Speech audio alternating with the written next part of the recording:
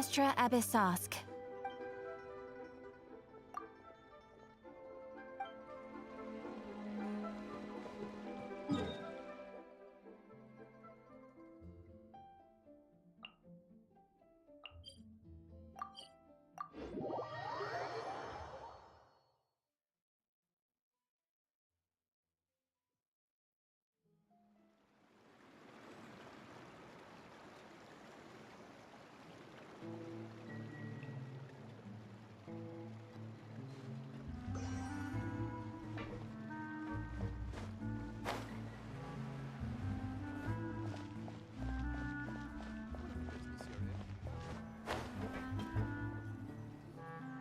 Yep, here's the room, and it's empty and waiting for us as promised.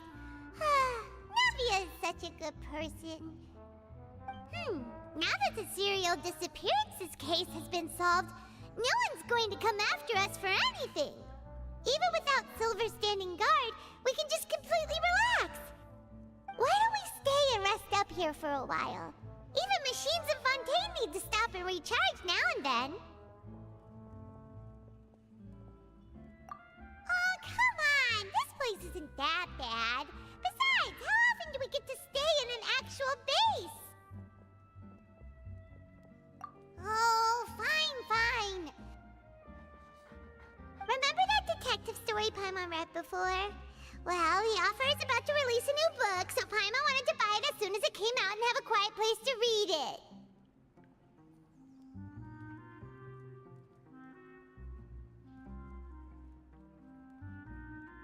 Yippee! Then it's agreed. Come on, let's get some sleep. We'll need to be up first thing in the morning to get in line and buy a copy.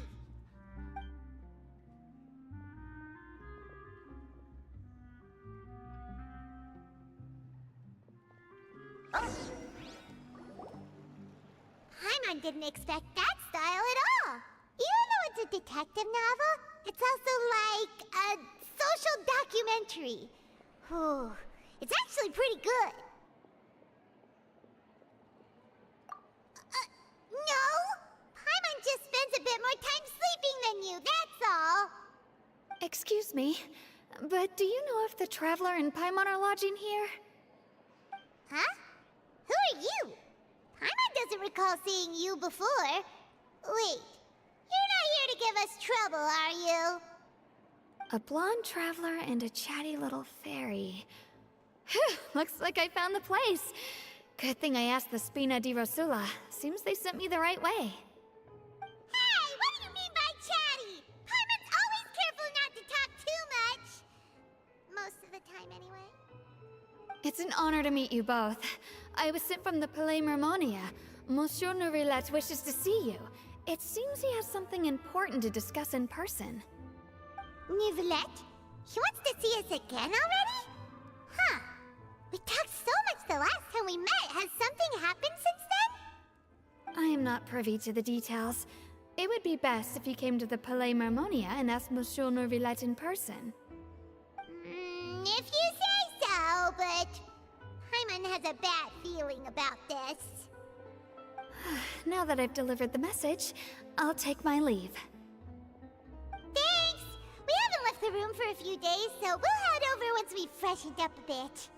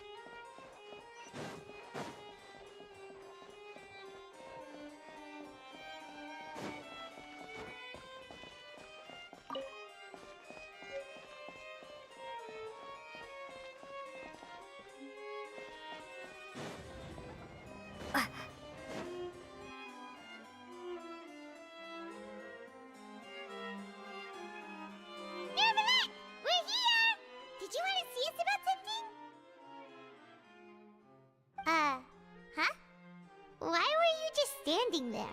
You daydreaming or thinking something over? Yes, I did send someone to fetch you. But as for what I'd like to discuss next, well, I still have some reservations. Given that we've already made the trip here, you should just tell us. Bet you need us to help you with something, right?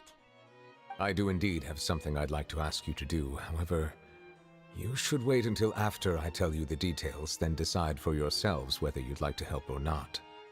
The situation is this.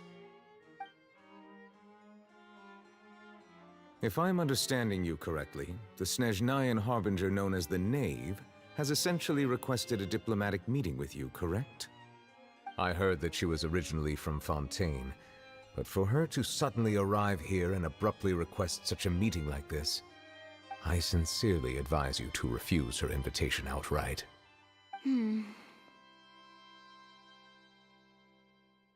I'm sure you're aware that her purpose is most likely related to Child's recent predicament. We convicted one of the Snezhnayan Harbingers in a court of law, but we have yet to provide any form of detailed report on the matter. This does indeed provide an opportunity for Snezhnaya to put pressure on us. I believe we should adopt an evasive stance until we can provide a proper explanation and have a preliminary plan on how to deal with the matter. No, we shouldn't. I think we should agree to the meeting. Oh? Well, you see, we are the ones that owe an explanation. If we keep putting off the meeting, it could easily result in the problem escalating, right? It's like a fight between two friends. If they don't agree to see each other and talk in person, isn't it possible that the friendship could end entirely? Though diplomatic relations between Fontaine and Snezhnaya could be considered as friendly, it is only superficially so. You wouldn't go so far as to say that our nations are friends, as you did in your example. It was just an analogy. An analogy, okay? Moreover, even if we were to talk in person, if we don't have sufficient information prepared, it is quite possible the result wouldn't be restored relations, but a complete falling out. I don't think we should overthink those possibilities yet.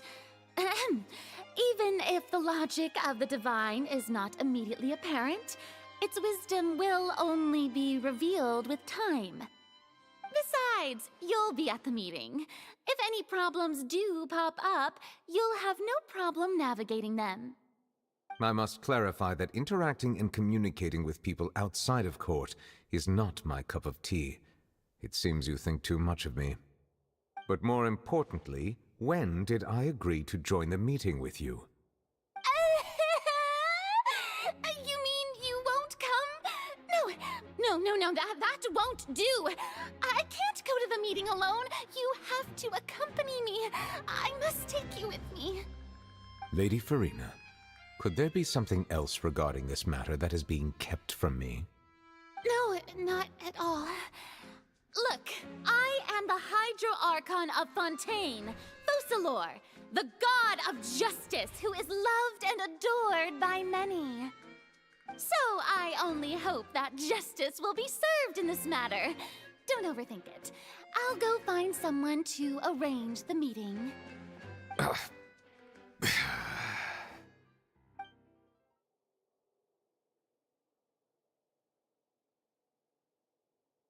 Though it could officially be considered a diplomatic conference, I prefer to see our meeting today as an ordinary tea party. I assume you see it the same way, Miss Farina?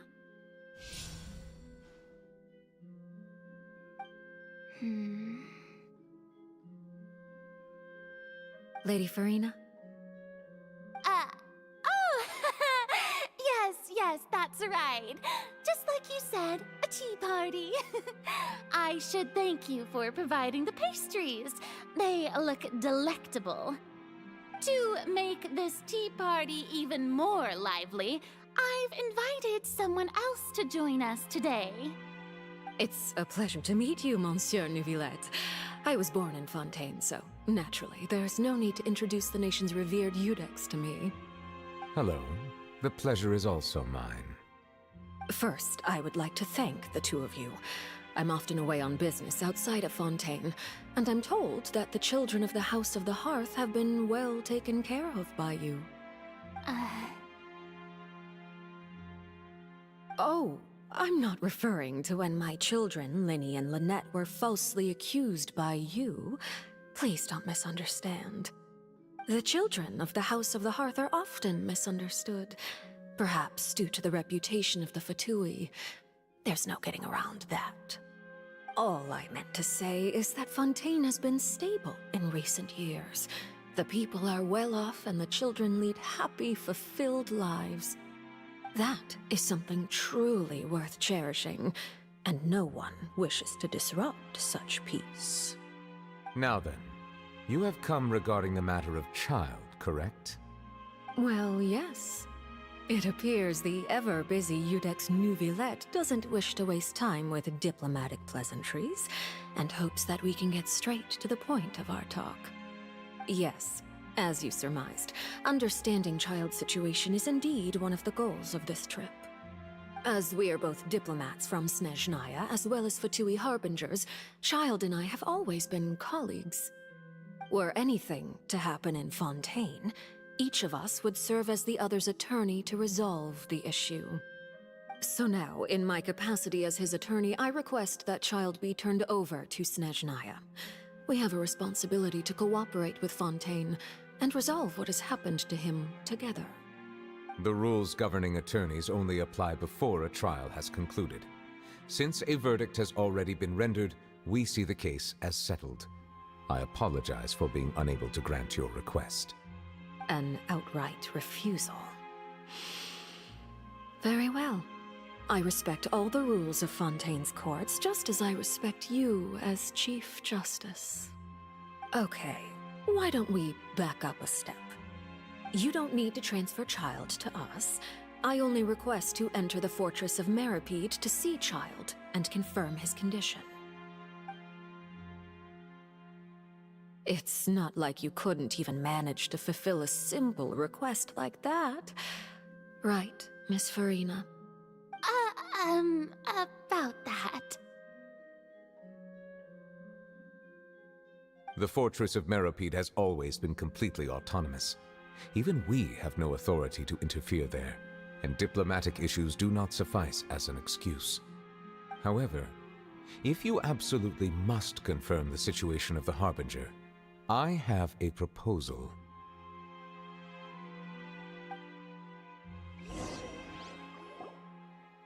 The knave showed up already? Well, Linny did say that Father will be returning soon. We didn't even know that Linny was from the House of the Hearth at the time, so we kinda overlooked that information. Yes, thank you for your kind advice. I'm well aware of the situation. I also noticed that Lady Farina acts a little odd and unnatural whenever I bring up matters related to the knave. Could the knave be threatening Lady Farina or something? If that were the case, then why wouldn't Lady Farina inform me? And what means could the knave possibly have to twist the arm of an Archon? So maybe that's not very likely. Even though Farina can act a little weird at times, she's still an Archon. In reality, this problem is even more thorny than it appears. According to reports from the Fortress of Meripede, Child recently disappeared under mysterious circumstances. The details are still unclear. We cannot rule out an escape, but there have also been no reports of him outside of the Fortress of Meripede. Special guards oversee the fortress, and its internal systems are extensive. Combined with the special characteristics of the surrounding terrain, an escape should not be possible. I suspect that there's something else behind Child's disappearance. I was only willing to share this information with you because you are friends of Child, and it is my duty to see justice done. So this is what you wanted to see us about before. Yes. I would like you to go to the Fortress of Meripede and investigate Child's disappearance. This was my proposal during our meeting with the knave. Rather than allowing her to intervene, I offered to send someone to find out about Child's situation and report back to her in detail. The knave did not seem satisfied by my proposal, but she still agreed to go along with it for the time being. Her words were, "We will talk more once we have that report." So that means we bought ourselves some time.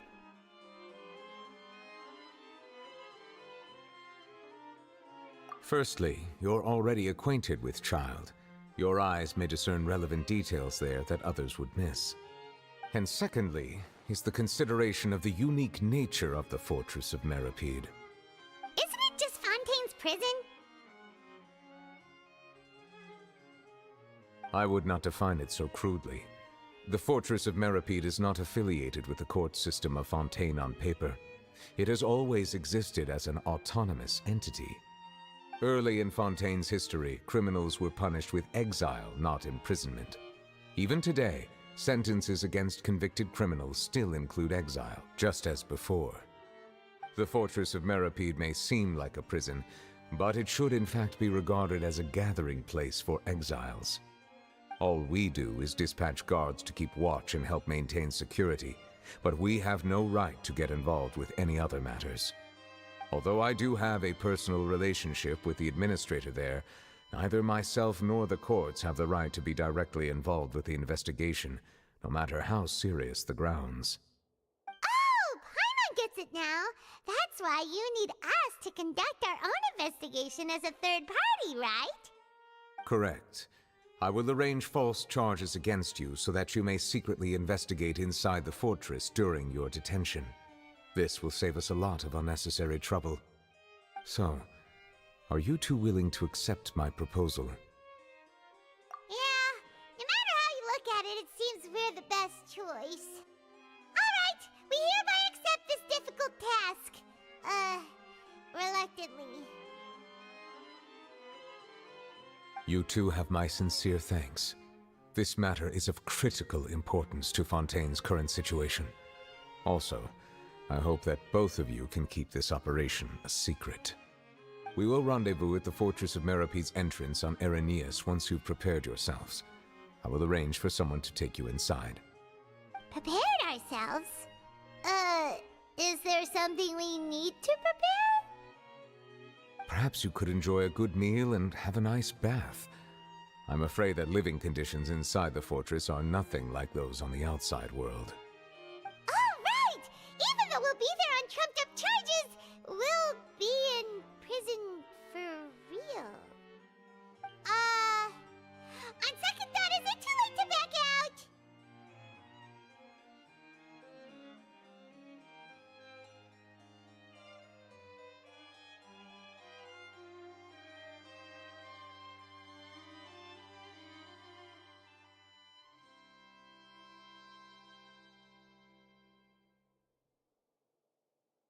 Please do not worry.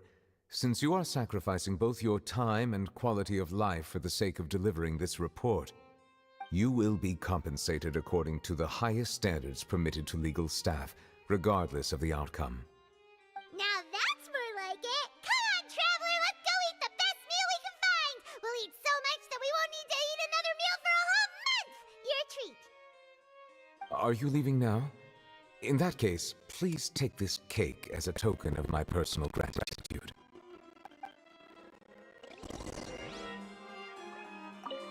Oh, no need to thank me for it. Just be sure to enjoy it.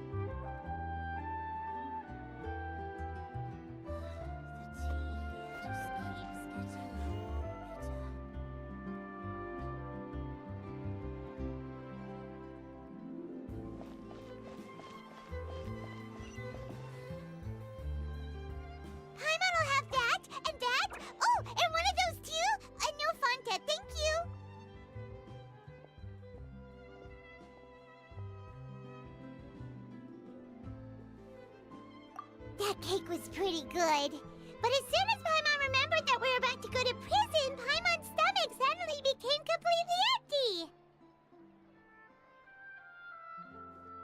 Now that Paimon thinks about it, we've always been super careful ever since we arrived in Fontaine. Just to avoid breaking any strange laws here. But here we are, about to willingly send ourselves off to the Fortress of Meropide. Maybe this is what they call fate. Let's just try our best to investigate everything quickly once we get there. Paimon doesn't want to stay in prison too long.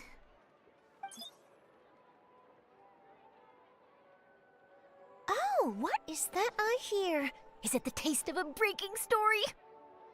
Hey! You can't hear a taste! And what are you doing here, Charlotte? Oh, don't remind me. I invited an eyewitness to a case to eat here, and I was planning to get some great material out of him. But he didn't even show up. Calm down, calm down. This is nothing new. As a journalist, you should be used to this by now. As long as you can score some juicy tidbits from the traveler, you might still be able to recover the cost of the meal.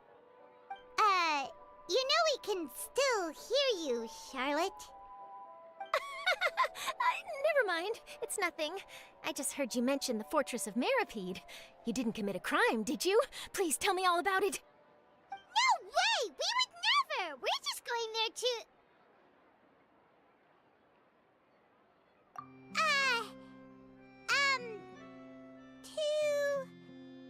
Oh no, Paimon almost forgot that Neuvillette told us to keep it a secret! Huh? You're being arrested for that? Oh, but now that I think about it, I suppose that's not completely unreasonable. That's pretty despicable, almost as offensive as committing theft. You mean Paimon really did something that serious?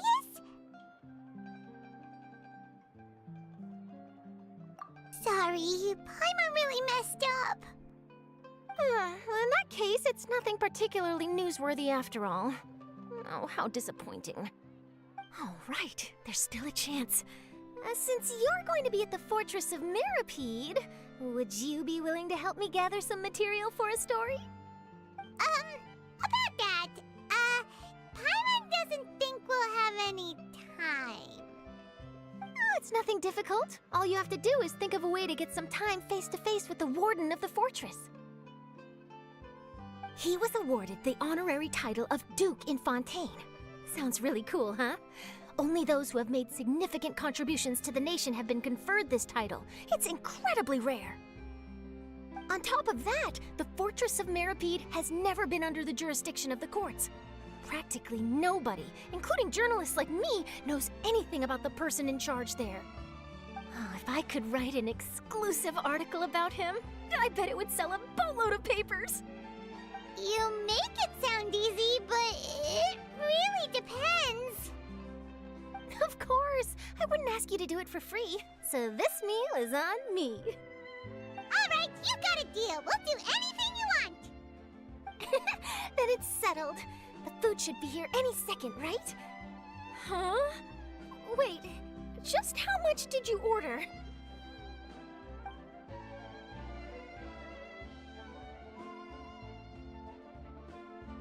Oh, Paimon's so full. Well, guess we have nothing to regret now, so let's get going. Wait. Paimon just said something really ominous, didn't she? The tea here just keeps... I had no idea you could eat so much.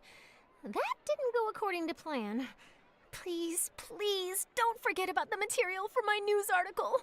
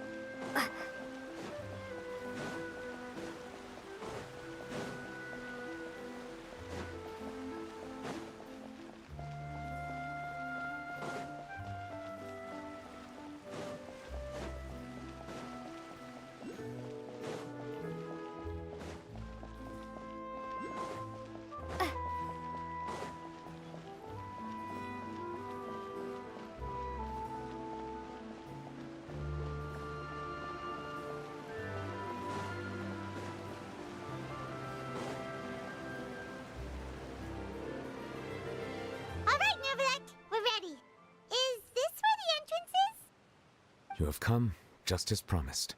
Yes, this is the one and only entrance to the fortress of Meripede from Irenaeus. Careful.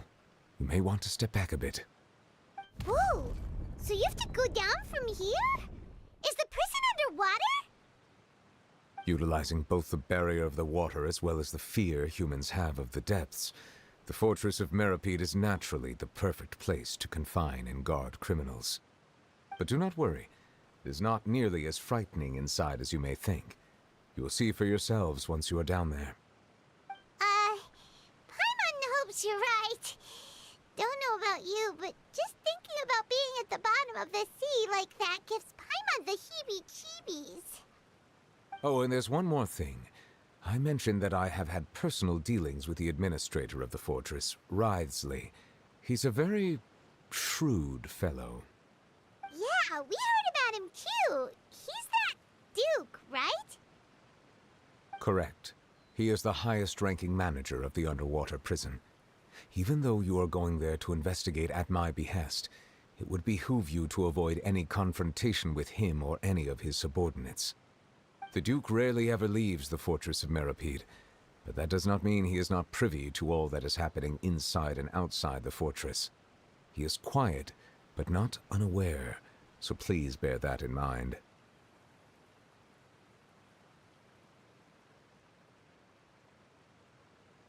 All right, that's about all the time that we have to talk privately. I'm counting on you two. Don't worry, we won't let you down. Good. Madeline! I'm here, Monsieur Nervalet. These two are the newest convicts, I presume? Don't worry, they won't escape on my watch. Like we would try. Please follow me, you two. I'll process your paperwork for entering the fortress of Meripede.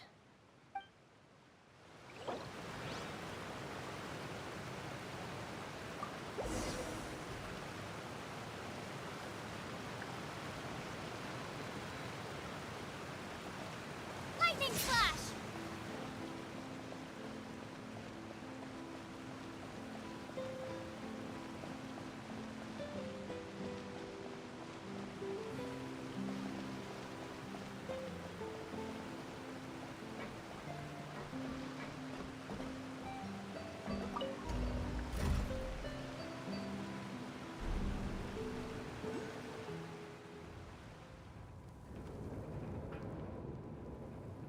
Are we already underwater now?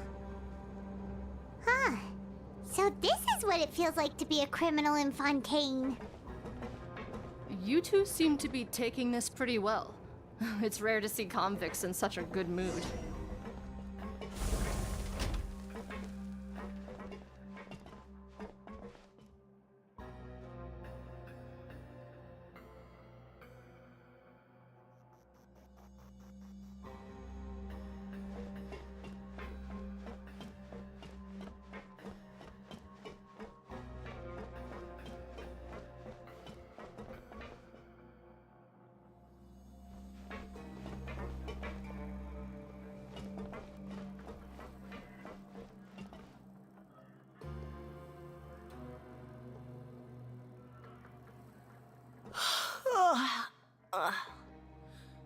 Oh, it's you, Madeline.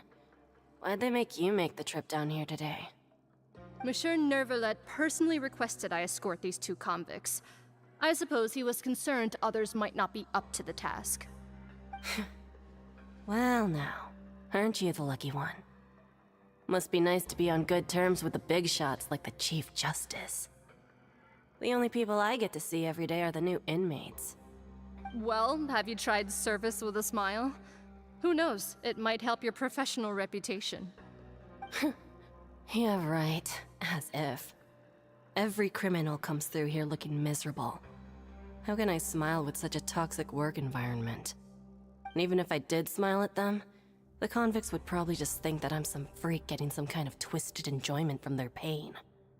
Oh, she's got a point. Well, I've finished transferring you. You two will register here, and Marette will guide you through the remaining procedures. Yep, I'll take it from here. You head on back to that bright and sunny world above. Okay, let me see.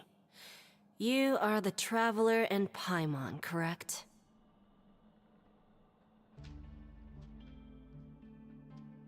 That would be us! Let me confirm your charges and sentence. Let's see. You two are charged with eating a cake specially prepared for the Archon by a Snezhnayan envoy without the Archon's permission, thereby incapacitating the political center of Fontaine for a brief period. Sentence: 45 days? Huh? Wait, you mean the cake that Nervalet gave us was... Just looking at the charges, it seems you two are capable of causing some serious trouble. And considering how fond Lady Furina is of sweets, this crime is tantamount to trying to assassinate the Hydro Archon herself. Now I've seen everything. Anyway, we still need to finish processing you before you can enter the Fortress of Meripede. Please stand in front of the board over there. I'll take your mug shots with my camera. Oh, all right. But be sure to catch Paimon's good side.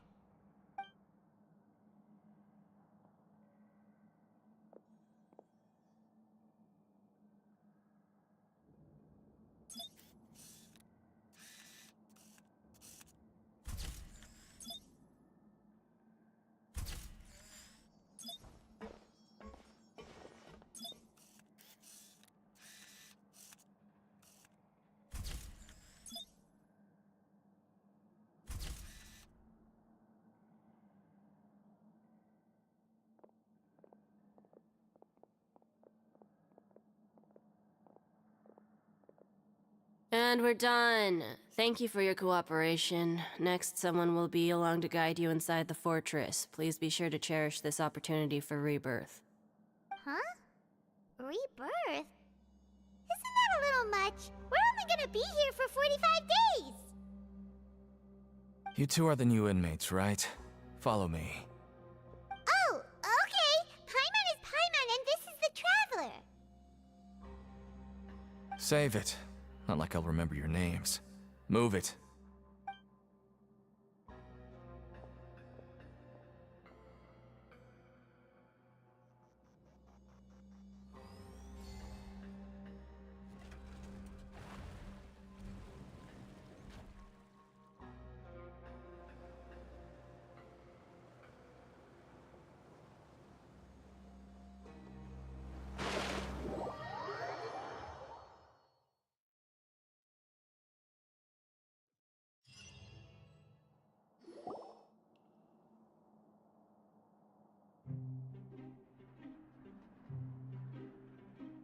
So, are you one of the guards here?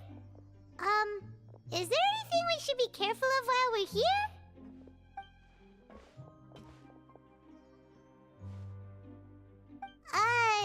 Did Paimon already ask something she wasn't supposed to? Why should I tell you anything? What's in it for me? This is exactly why I can't stand you fish. I wouldn't even be doing this if it weren't for the credit coupons. Credit coupons? Alright, seeing as you're not the annoying kind that's getting dragged in here crying and blubbering, I guess I can tell you a few things. But next time, it'll cost you some coupons. Mora means nothing here. Here, we use credit coupons. Coupons can get you almost anything in the Fortress of Meripede. Desires? Fulfilled. You want power? No problem. Coupons can even change fate itself. So, credit coupons are a currency that can only be used here? It's not as simple as that. Like Moret said, everyone gets a chance at rebirth. No matter how much money or power you had before, it means nothing once you set foot inside the Fortress of Meripede. You have to start over and earn your coupons. Everyone starts from the same place, and you have a chance at a new, less terrible life. I guess that's the real purpose of the coupons. They symbolize true fairness and true justice. And this is also exactly why so many criminals choose not to return to the outside world, even after they've served their sentence. Oh, so that's what the Fortress of Meripede is like. Huh. Paimon was under the impression that it'd be more like a prison.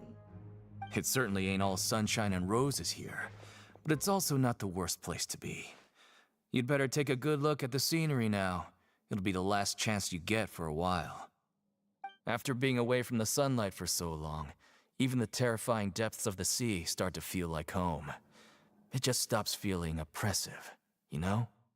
Oh, I'm actually an inmate like you two. Welcoming newcomers is a job I've picked up to earn some extra coupons.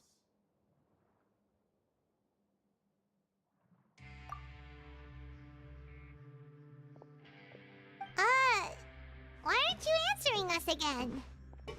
I've told you enough for free. Any more info is gonna cost you. So all you care about is Mora! Wait, no. Coupons? Almost there. It's down through here.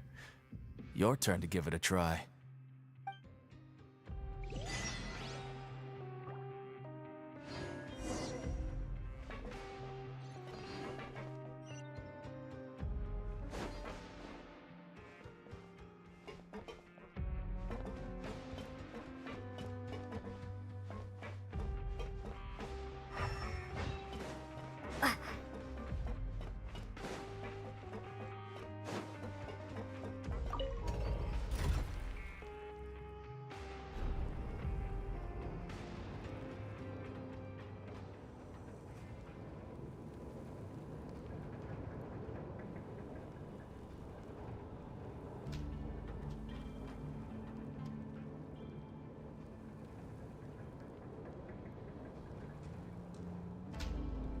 So, we're going even deeper now?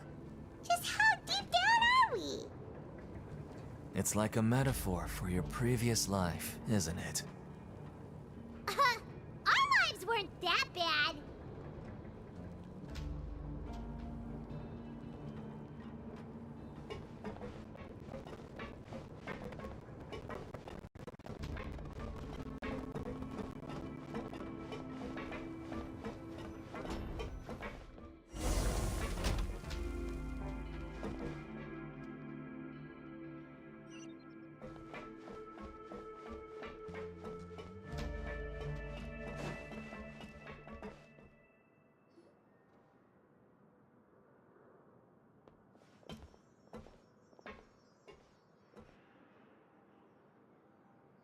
So this is the actual entrance to the Fortress of Meripede? Huh. It looks like there are other new arrivals, too. Oh, they sure don't look happy. Maybe we look too relaxed for fresh convicts.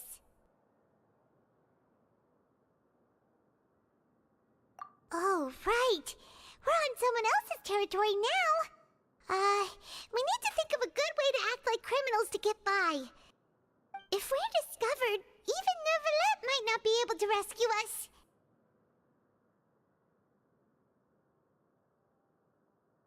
Hey!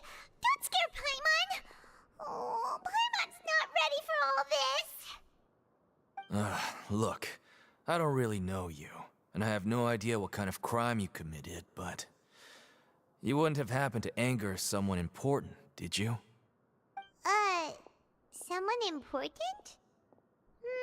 Paimon doesn't think so. Wait, why are you suddenly trying to talk to us now? Now's not the time to worry about that. Anyway, it's over there, so... You just go on over there by yourselves. I've done my job, so... Good luck. What was that all about? Wait a second. Are there usually so many Gardermechs around here?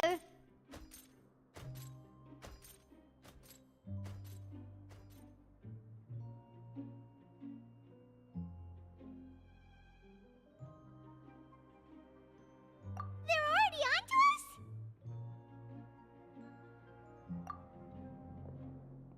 Prisoners numbers 7459 and 7560. Welcome. Oh, no need to be anxious. These Gardamex aren't here to attack you. In fact, they're here as your honor guard. When I heard that you were friends of Monsieur Neuvillette, I had the Gardamex come and wait in formation. Wait, you know about our connection with Neuvillette? The seafloor isn't as cut off from the world as you might imagine. However, I'm afraid that I know nothing more than that you are friends of the Udex. And as you can see, committing a crime means being sentenced here, even if you're friends with the Chief Justice. Quite fair. The Duke! Greetings, Your Grace. Lovely weather today, isn't it? Oh, greetings, my good fellow. Well, I'm willing to imagine that the weather is as good outside the sea as you say it is. How great it would have been if only the Fortress of Meripede had been built on the coast, huh? It would have been so convenient to enjoy a nice chat in the sunshine. My profuse apologies. I just got so nervous when I saw you, So this is the Duke. He sure looks a lot younger than Paimon imagined. The Traveler and Paimon, correct? Mr. Deacon here was responsible for your welcome. I trust you were satisfied with his guidance?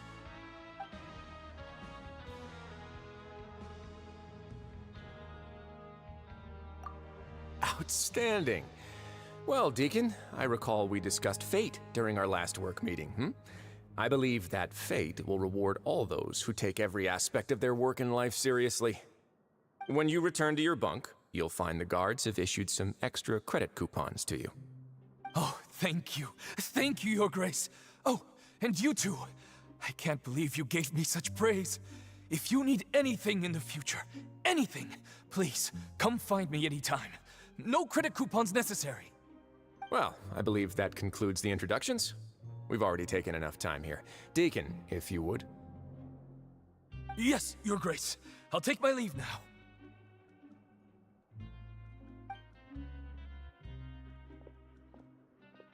Please, follow me.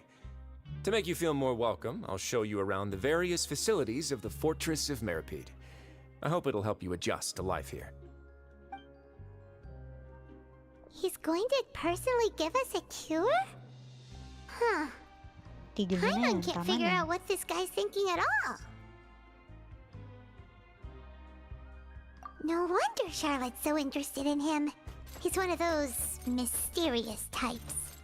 Alright, let's keep up with him.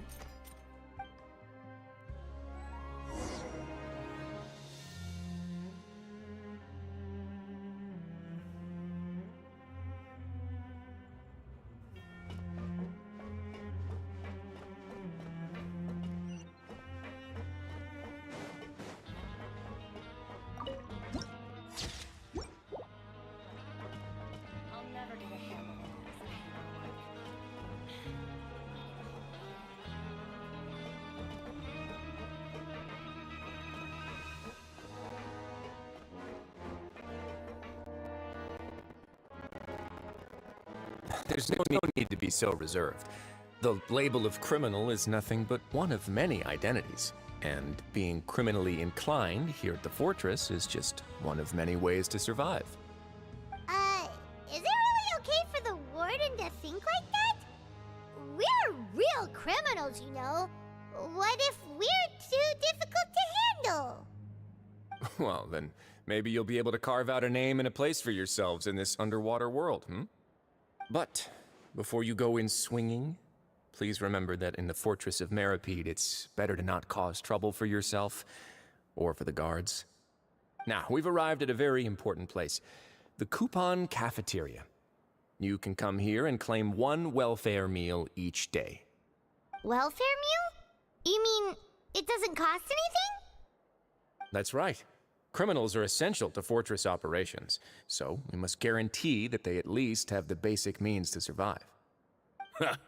But that's not how it was.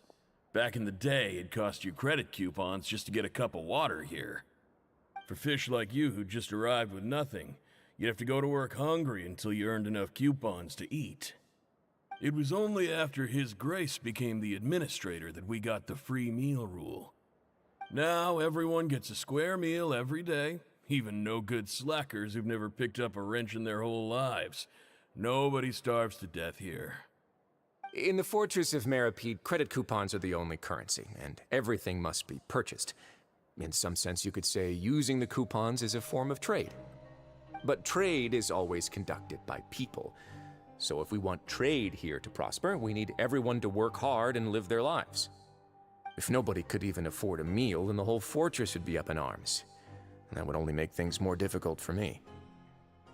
So, rather than saying that we're giving everyone a free meal here, you should say that everyone's hard work has improved the living conditions in the Fortress of Meripede. Your Grace's reasoning is correct, but what I said is also true. Whatever the case, hard work is rewarded here. You'd be hard-pressed to find anywhere else as fair and reasonable. Right! Paimon sees your point. By that logic, this place doesn't seem so bad after all. Oh, wait, no.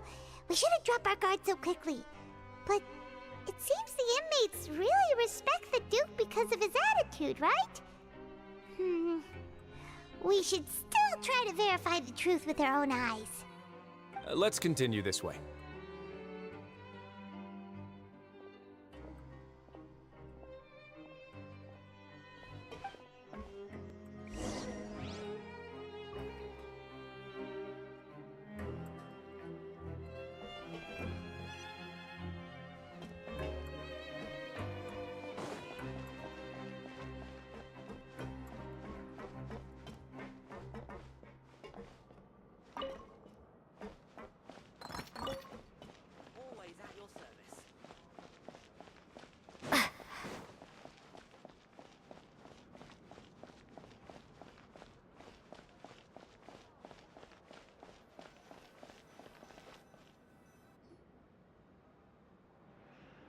This place is known as the Pancration Ring.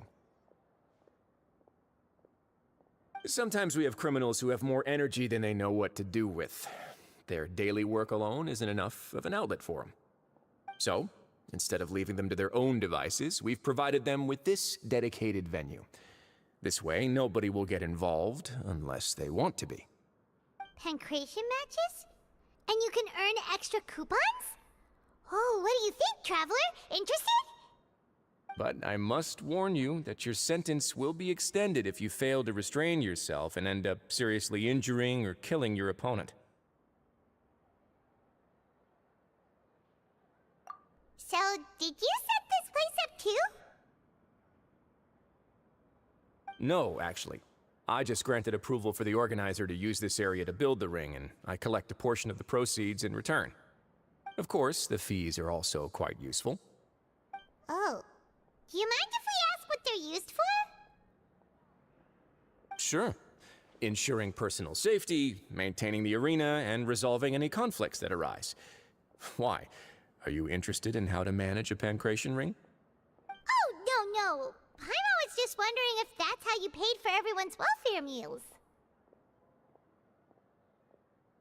A reasonable guess. I see you have a talent for entrepreneurship. Oh, you hear that? Paimon has a talent!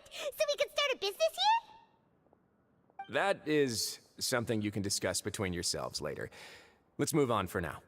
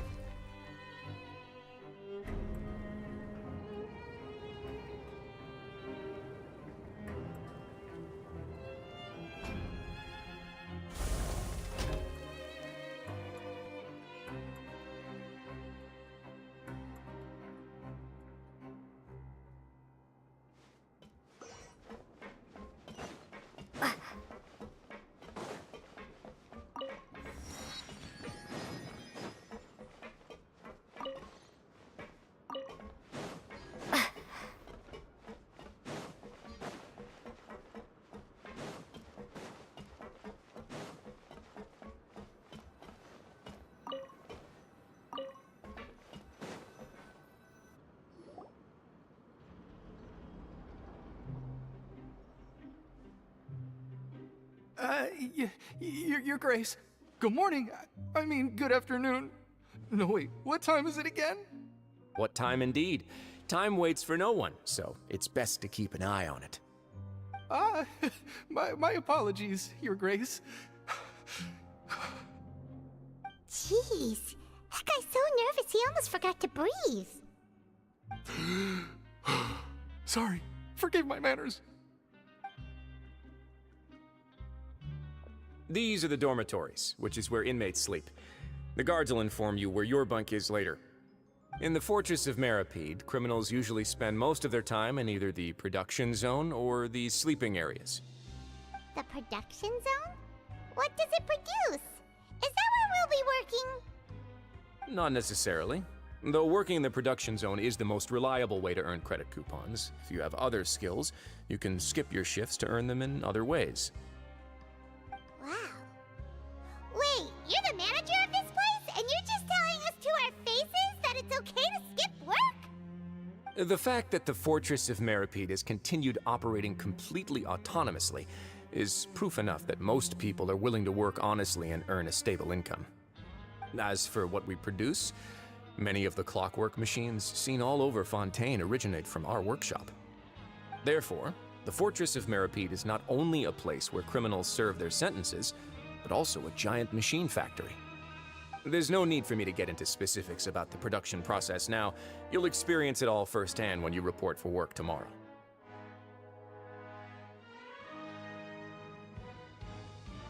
Let's move on. The tour continues over this way.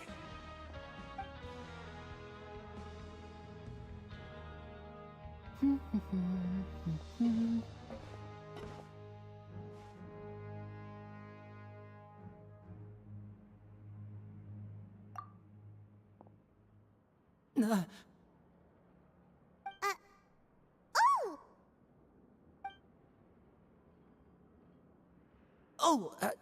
You really scared me there. I didn't expect to see you here, Your Grace. I thought maybe I was so tired from work that I was starting to see things. The only thing you should be seeing is the work in front of you. Stay focused and keep up the pace. Oh? Is something the matter? It's nothing. Paimon's just worried about how hard we'll have to work tomorrow.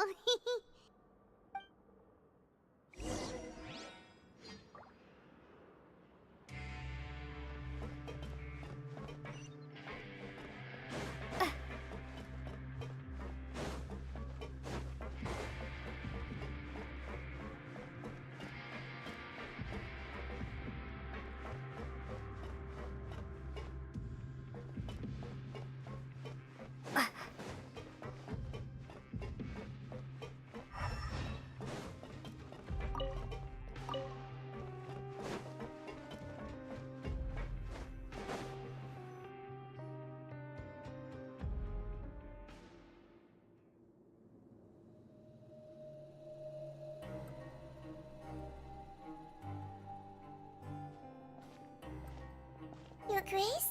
What are you doing in the infirmary at a time like this? Oh no, you didn't injure yourself, did you? Not yet, unfortunately for you. But thank you for your concern, Sigewin. Oh, then you must be here for those two. Allow me to introduce you. This is the infirmary, and Sigewin here is the Fortress of Meripede's head nurse. Hello, new faces.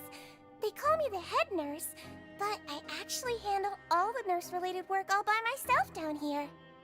Since you seem to have some rare downtime with no patients, perhaps you could find the time to join us for dinner?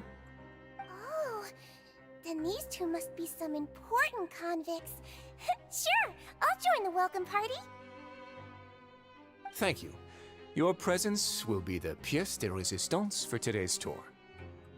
Oh, so the tour part is over now? I believe I've already covered the primary aspects of life here in the fortress. As for your work, there'll be someone else to guide you through the details. Is there anything else? I seldom conduct tours, so why don't you just ask if you have any questions? Well, this is our first time here. Paimon's not sure what to ask. then let's head back to the coupon cafeteria. Maybe a meal will help you think up some questions. You should at least try to be excited. Our free meals are actually pretty good here.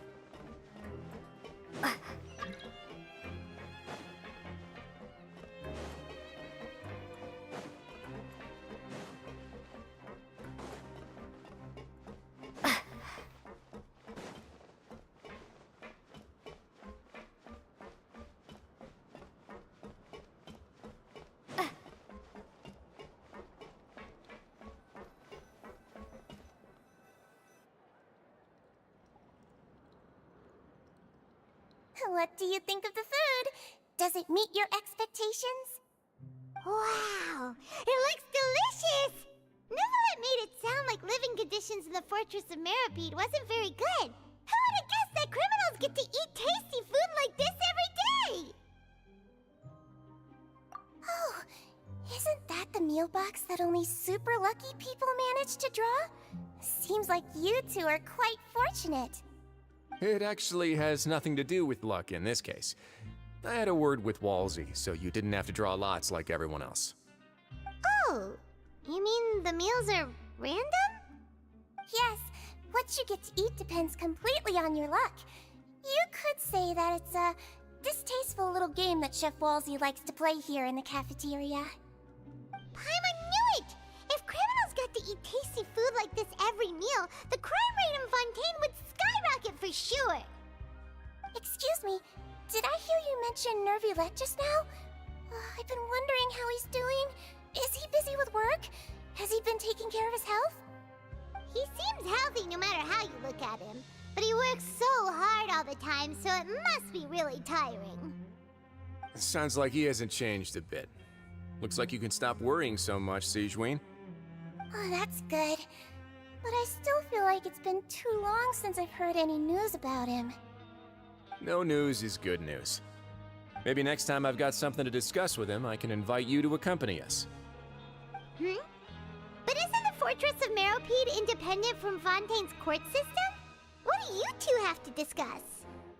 Well, we provide all kinds of mechanical products for official use, and some essential goods have to be obtained from the overworld, so we naturally have to stay in touch about this and that. Monsieur Nervulette's character is unimpeachable. No matter the question, you can discuss it openly and freely with him. Talking with him feels quite effortless. In light of that, I am quite willing to go out of my way to show respect and accommodate him. In fact, right now, I'm treating you two as guests invited by Monsieur Nervulette. But unfortunately, I can only do so until the end of this meal. After this, you two will just be inmates here. You're very welcome.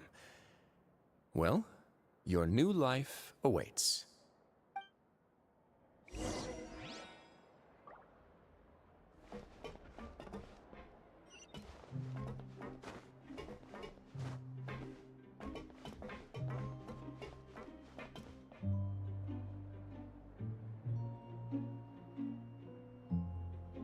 Grab yourself a welfare meal. Are you finished eating? Then I recommend that you return to the dormitories and rest. You have work to do tomorrow. Perhaps you were hoping to ask for some special privileges? Sorry, you'll have to use credit coupons like everyone else. It's not as comfy here as you might imagine.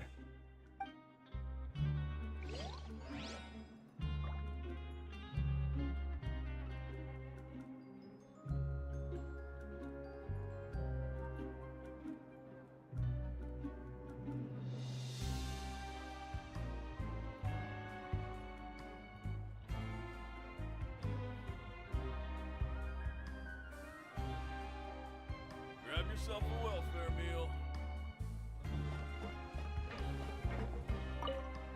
Now that I've gotten a good look at you two, I think you're very cute. After all, heavy is the head that wears the cutesy crown.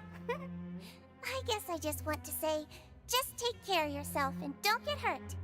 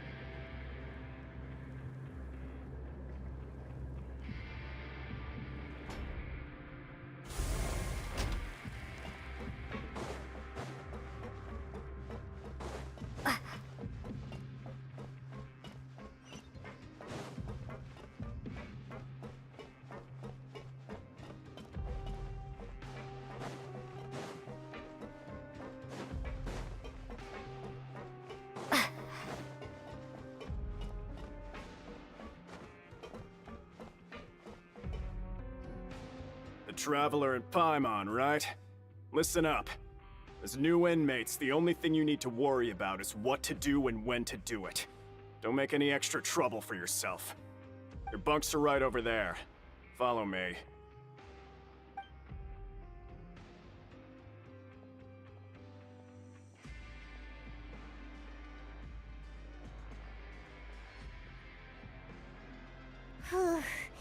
So this is where we'll be sleeping from now on. Oh, Paimon can't believe this! The days of staying home and reading detective stories are like a dream now. By the way, Traveler, we saw a lot of things worth investigating just now. Even though the Duke didn't say it too directly, judging from what he said at the end, it seems that he was only welcoming because we know Neuvillette. We are criminals, and Paimon did eat that cake, but we're actually here to help Neuvillette. Is it possible that he knows we're here on a mission? Or is Paimon overthinking things?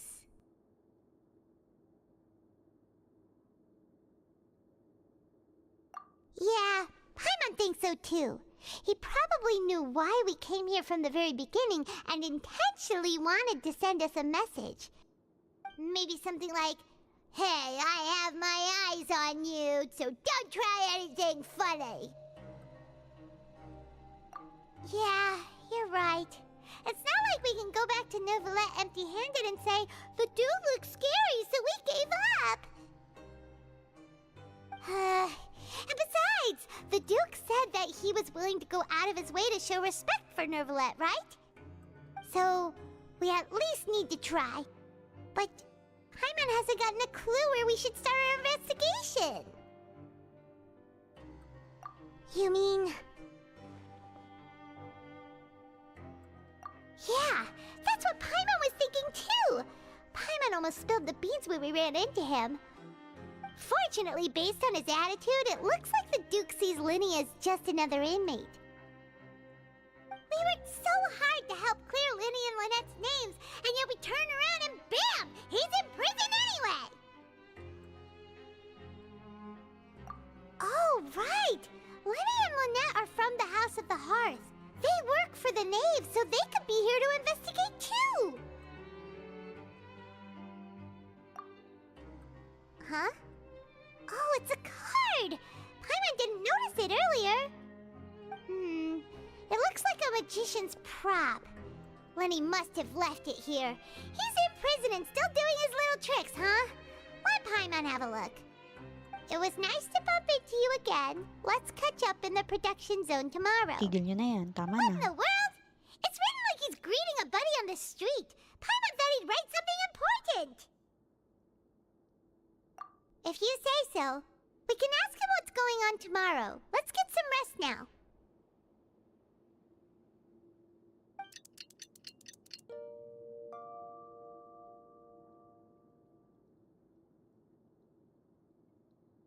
Hey, you're finally awake!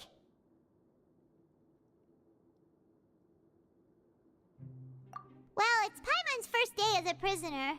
Last night, Paimon dreamed about getting interrogated by the guards until Paimon told them everything, and then Paimon woke up.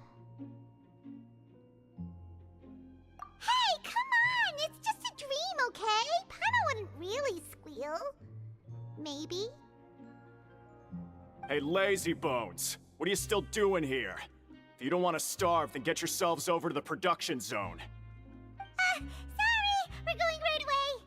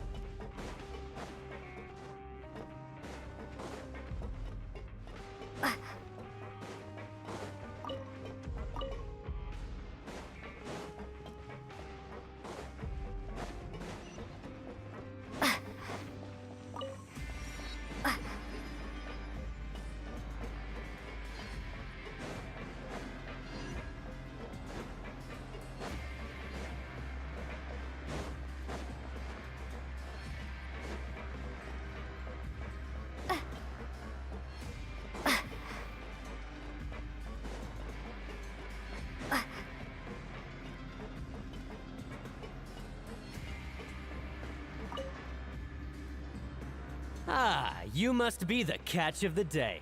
Looks like you've got some luck getting assigned this space. Yep, we just arrived yesterday and...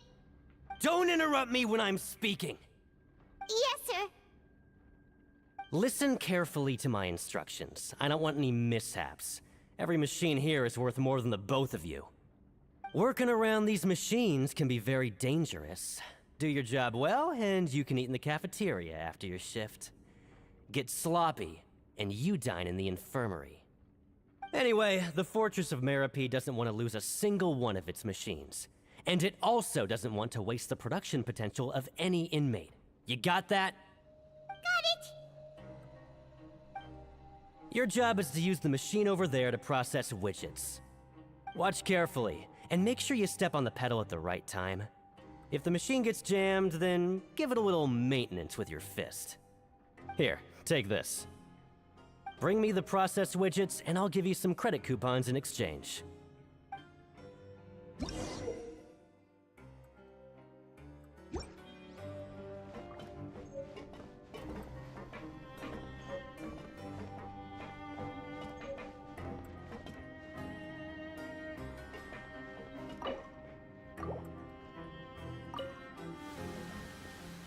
Once the widget is hot enough to glow, jump to step on the pedal and hit the widget with the hip.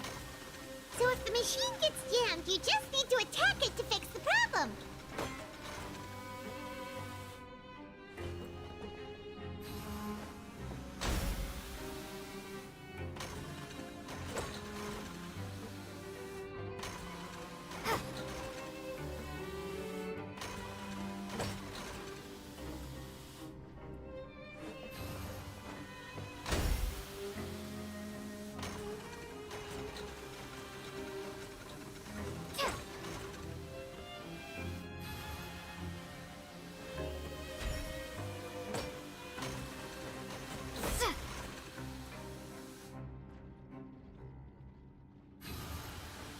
Okay, you got this! Great! Now we can report back to the foreman and give him the processed widgets!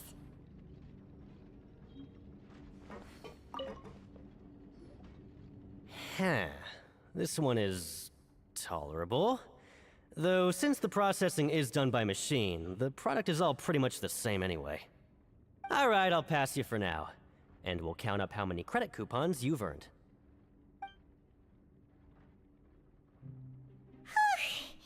Paimon's exhausted. We're done now, right? Oh, that foreman. He's so scary that Paimon couldn't even speak. Ugh. Even though Paimon's starving and wants to head straight to the coupon cafeteria, we still need to meet Lenny first, right? He probably just finished up his work, too. He should be around here somewhere.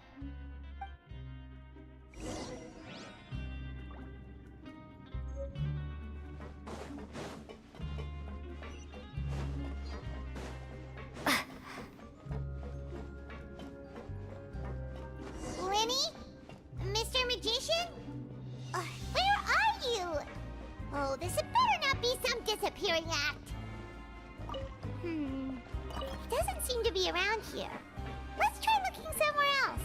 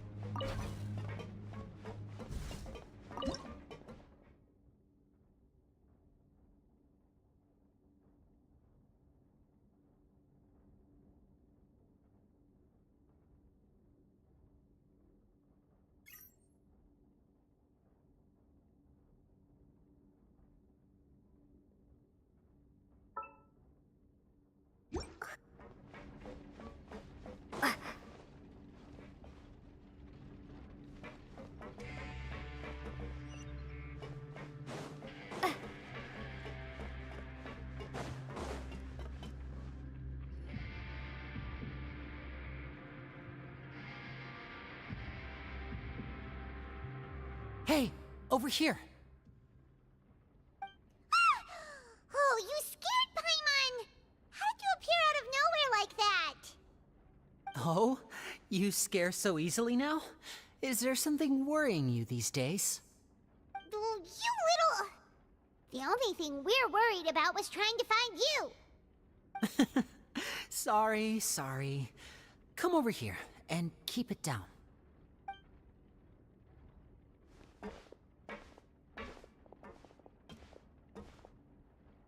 Oh, Lynette! You're here too! You two really are inseparable. That's right. My brother simply can't stand to be away from me. It's not just Lynette. Fremine is also here. Do you still remember him? Oh, you mean that diver from the House of the Hearth, right? Paimon remembers seeing him in the Court of Fontaine before. Now hurry up and tell us, how did you end up as criminals this time? We fought so hard at court to prove you were innocent, but now it looks like our incredible court battle was for nothing! Sadly, even the teeniest of things can land you in prison these days. I put together a street performance and used the popularity we gained from the Opera House incident to attract a big crowd. And then? Next, I invited several audience members to participate in the show. And then, with the entire audience watching, their wallet suddenly disappeared. My brother was charged with theft, and I was charged as his accomplice, having assisted him in his crime. It really isn't that bad. The missing wallets are all in the leftmost drawer of the Maison Gardiennage's big filing cabinet. We just need to see how long it takes to discover them. Yep, we should be released then. In terms of the magic trick itself, I think the performance went perfectly. Leave it to Lenny to magic himself into prison. Indeed. Last time I hid my identity from you, I promised that I'd tell you absolutely everything if you were angry about it. No more secrets. So I don't plan on keeping anything from you this time either. At the moment, the House of the Hearth's interests don't conflict with yours at all. We were instructed by the father of our house, the Knave, to come here and conduct an investigation. Told you so! See? Paimon guessed right. As for what we're investigating, perhaps you haven't heard, but the fortress of Meropide hides a secret. Some even say that the entire fortress exists just to protect it. The House of the Hearth has been investigating this for a very long time, trying to uncover its mysteries. But recently, all of our informants, including the ones that had infiltrated the guards, suddenly vanished and have not been heard from since. We believe that this is a direct provocation, and it's the reason why we came here.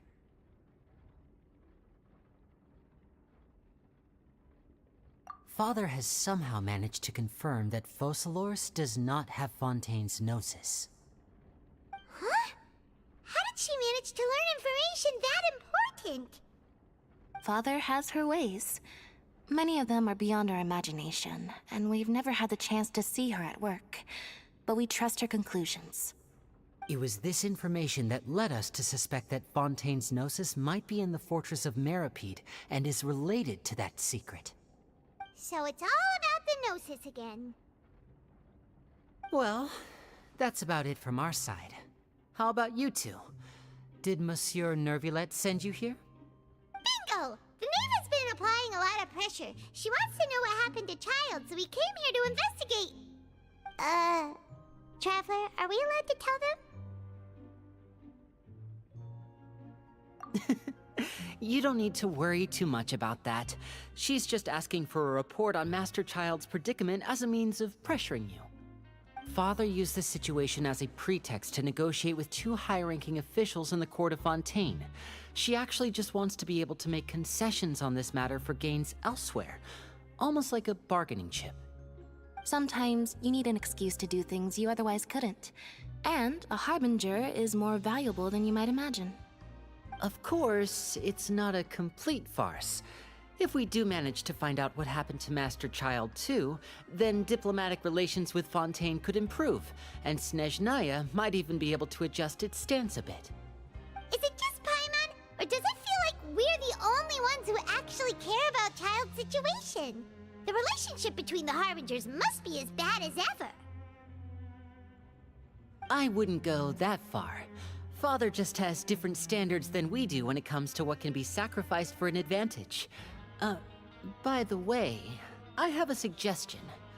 Why don't we team up? Even though we have different objectives, we're both here to investigate the fortress of Meripede. It would be more efficient for us to work together.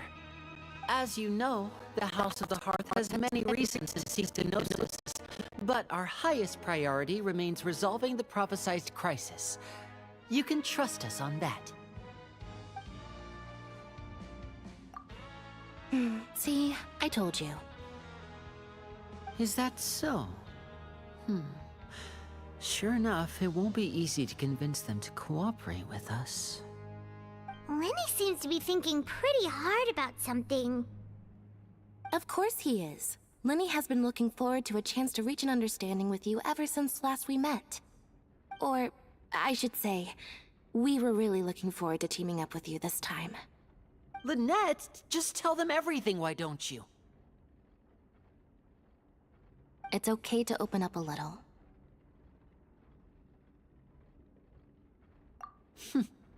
Very prudent of you, and consistent with your behavior since we first met. That's reasonable enough, and I agreed to cooperate on these terms as well. I was prepared for the worst, but you were actually more agreeable than I anticipated. All right then, there's no time to lose. I have some information to share, so listen carefully. Since Lynette and I arrived here, our investigation uncovered the fact that the Fortress of Meripede has a forbidden zone. Most people just clammed up and wouldn't talk, but after asking the right questions, we were able to confirm the existence of the forbidden zone from the guards. You should be aware of that while you're investigating. A forbidden zone? Could that be where Child disappeared to? You're right, we'll definitely keep that in mind. Good. That's the most suspicious thing about the fortress that we know of so far. We have a few other unanswered questions, and we'll be investigating those as quickly as we can. Anyway, I hope you find our information useful at least. Oh, look at the time. You two must be hungry. You should go to the coupon cafeteria and get something to eat. I'll use my cards to get in touch with you again in the future. Oh, that's just what Paimon wanted to hear! Paimon's starving after all that work today. We can talk more about the investigation later. Let's go get some grub!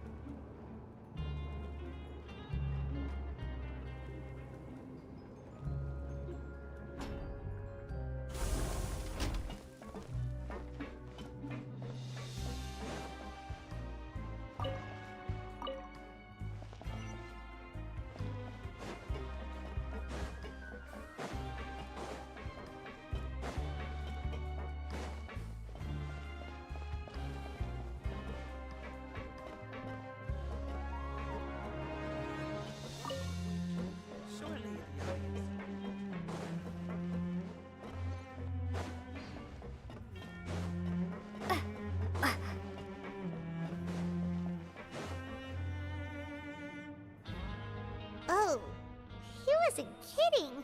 Today's meal is nowhere near as good as last time. Oh, who knows how long it'll be until we're lucky enough to get that super tasty meal again. Ah, forget about it then. We'll just deal with the regular food for the time being. Let's just get out of here as soon as possible. But life here doesn't seem all that bad. Other than the foreman being kinda mean and the work being pretty tiring. You think so, mate? If I had a coupon for every fish who said that. Seems you fishies still haven't learned your lessons from your life up on the surface. If you take things at face value, then by the time you reach a dead end, you won't even know how you ended up on that road in the first place. I like your attitude. I can, let you in on a little something. Everyone's been telling you to just follow the rules and not cause any trouble for yourself. Am I right? But what they don't tell you is that the rules aren't exactly what they pretend to be. The rules for being a prisoner. The truth is, this place has a lot of hidden rules. Huh? Hidden rules? What do you mean? Not everyone knows about those rules, but whether you know them or not, once you break one, you might encounter something even worse than death.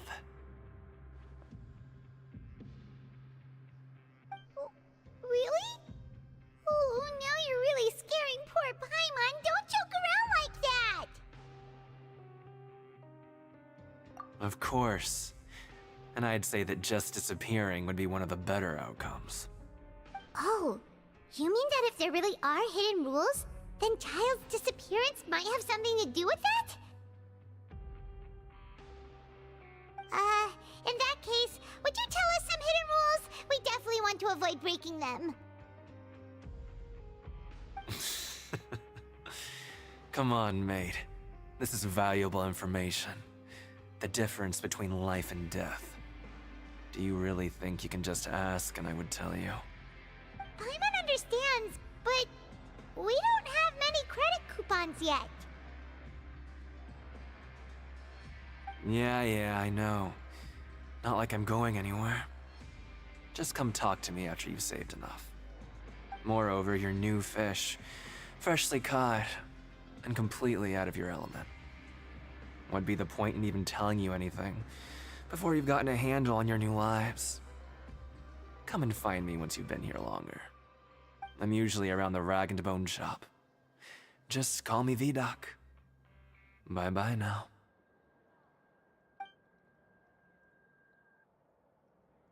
He left. Just like that. Huh. Do you think he's just trying to scare us into buying fake information from him?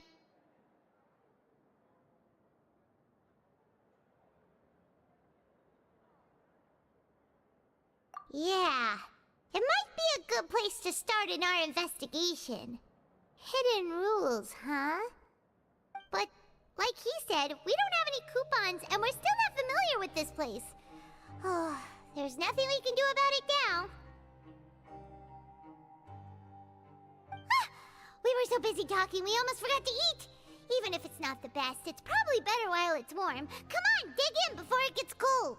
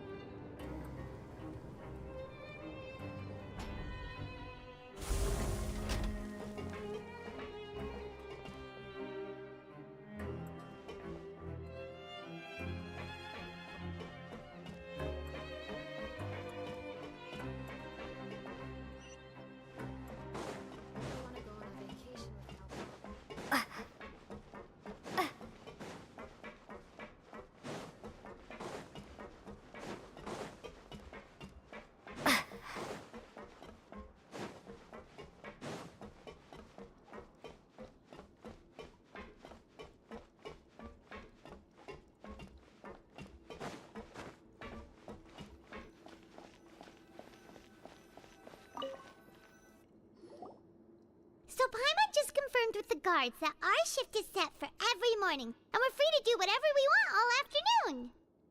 But it seems like most of the other inmates choose to continue working through the afternoon to earn more credit coupons. Oh, and they also said that you can use coupons to skip work in the morning and free up your time. They weren't kidding. Credit coupons really can be used to do anything here.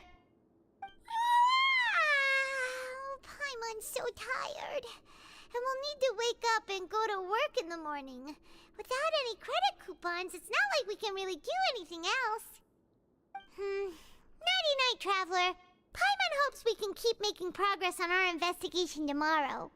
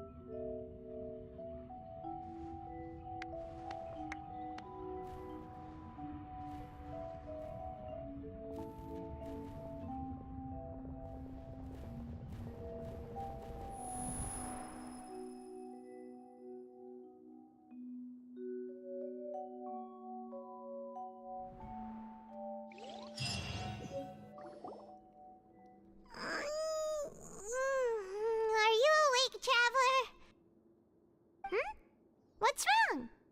You seem to have something on your mind. Did you dream about something last night?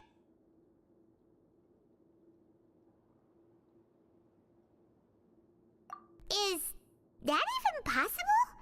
Unless it wasn't an ordinary dream? Oh, child's vision! So you had it with you this whole time?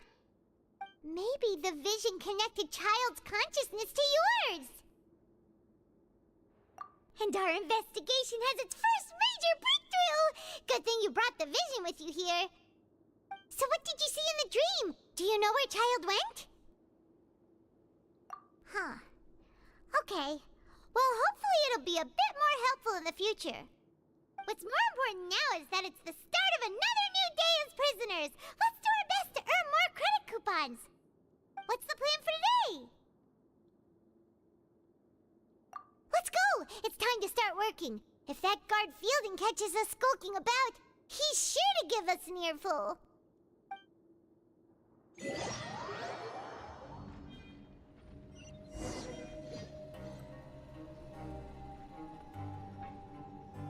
Look who decided to show up. Get your butts in gear and get to work. Time's a-wasting.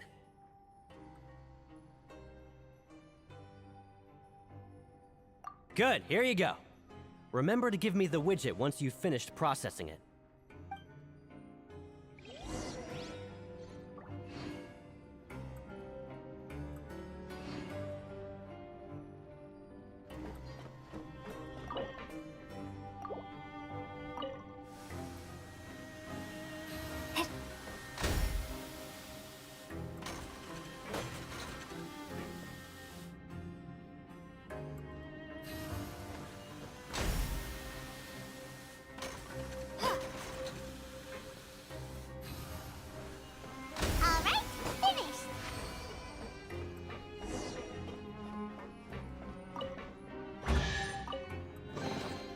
Is this an answer from this world?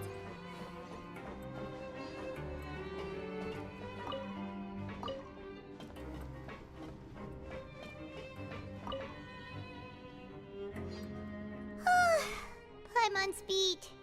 But after so many shifts, it seems we're really getting the hang of it now. Hey there, fellow shiftmates. I saw you finished your work, so I thought I'd come over and say hi. Oh, hey there! We've seen you before. Your assigned workspace is really close, isn't it? That's right. The name's Rowan. This past few days, I couldn't help but notice the new faces working nearby. I guess we were destined to meet. I've been working here for almost 15 years. Even the foreman, Grainville, always calls me Chief. Whoa, you've been working here a long time, Chief.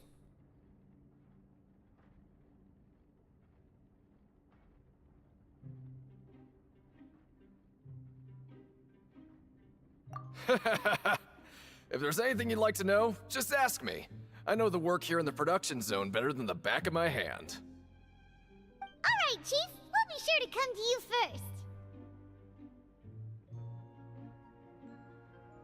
first. Did you just ask about the rules? Pretty sharp for newcomers. You've already heard about the rules, huh? Who'd you hear it from? Alright. Seeing as I'm the one who came over here, you're already calling me Chief, I guess I can tell you a little. Truth is, you two keep working like this, you might be putting yourselves in danger. Huh? Wait, there's even a rule about that? What would have happened if you never told us about this? Well, it's usually not that easy to break one on accident. The conditions of the hidden rules are usually pretty specific. But once you do break one, bad things happen. If you work continuously in the production zone for 3 days, and if all you do besides eating and sleeping is just work, then something bad will happen during lunch on the 3rd day.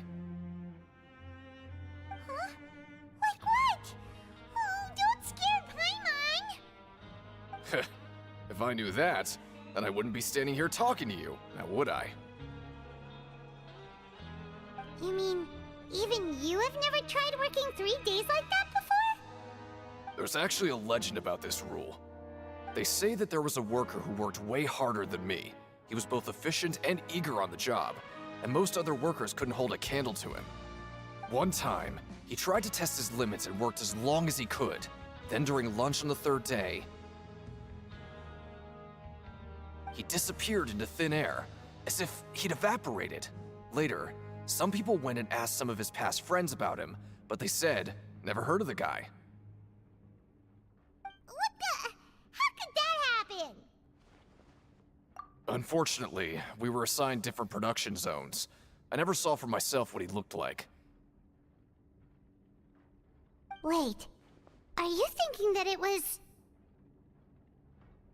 Huh? Oh? You... Listen, kid. This ain't the kind of thing you should be curious about. Let me tell you, you're better off forgetting about it and looking after yourself. Now I kind of regret ever telling you. Yeah, I agree with Chief here. Do you really want to try? Alright, if you insist.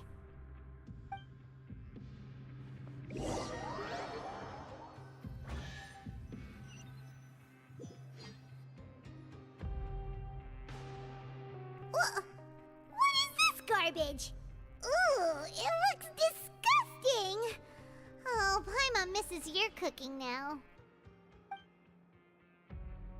What would you like to do this afternoon?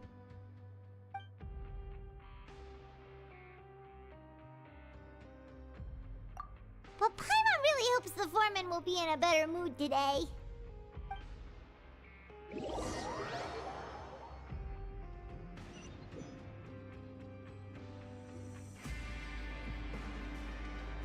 Look who decided to show up. Get your butts in gear and get to work. Time's a wasted. Good, here you go. Remember to give me the widget once you've finished processing it.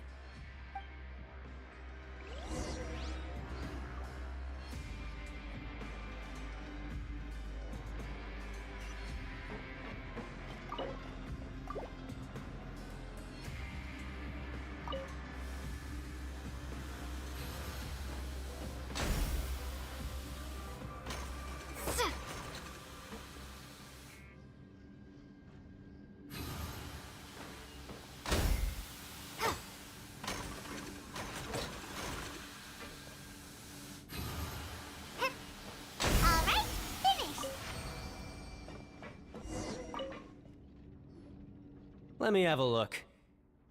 Not bad. Right, here's your credit coupons. We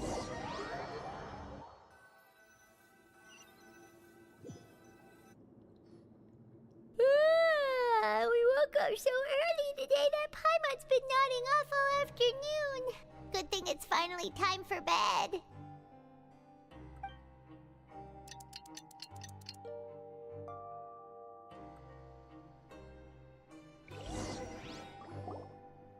Oh, Paimon doesn't want to get up. Paimon still feels completely exhausted from yesterday.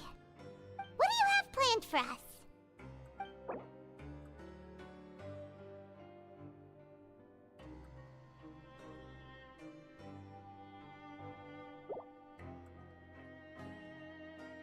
But Paimon really hopes the foreman will be in a better mood today.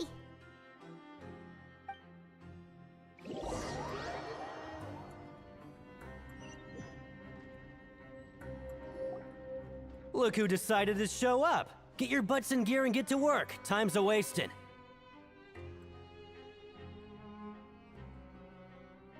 Oh? What's with suddenly wanting to work so hard? You need coupons that badly? Sure. Let's just say we really want to test our limits.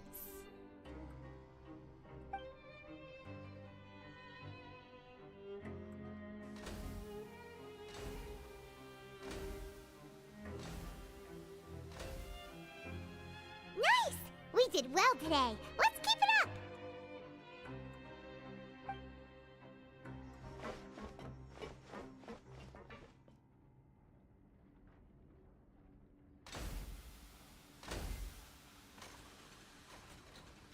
Ooh, Paimon's had it.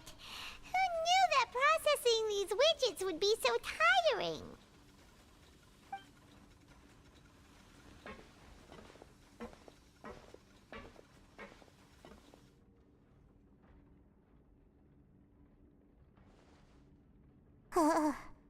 That's it. Paimon doesn't even have the energy to talk anymore. Is it time to eat yet?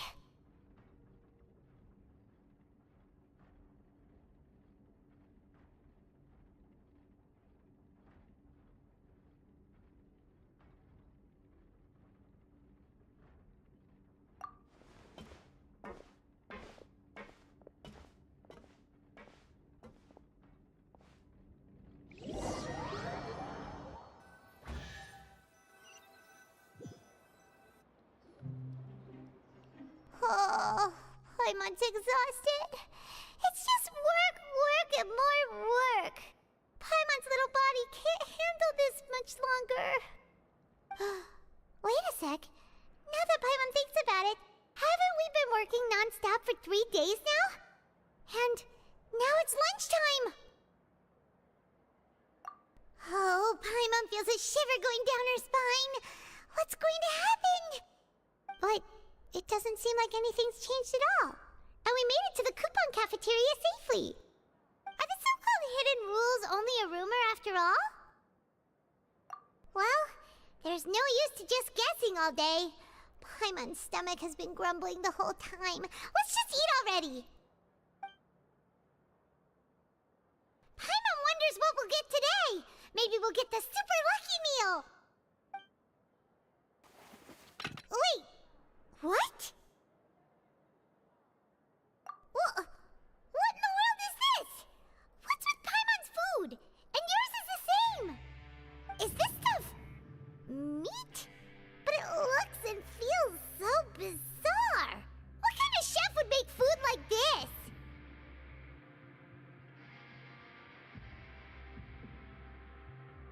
What do you think is going on? Is this the bad thing that Rowan was talking about?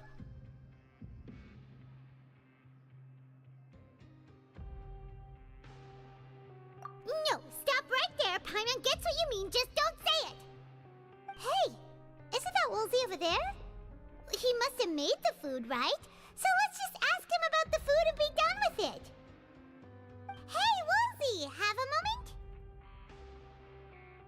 moment? What is it? I'm about to go report the numbers for today's free meal, so you'd better make it quick. It's about the meat in our our meals. Look, does it seem normal to you? The meat? Oh, that. Looks perfectly fine to me. Totally normal. You better hurry up and chow down. How could this be fun? Hey, don't leave! You barely even looked at it! Hey! What should we do now? Woolsey wouldn't even give us the time of day. Is he trying to hide something?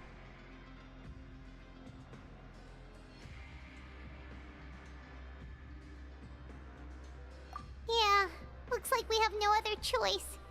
Paima was positively famished a minute ago, but now she's lost her appetite.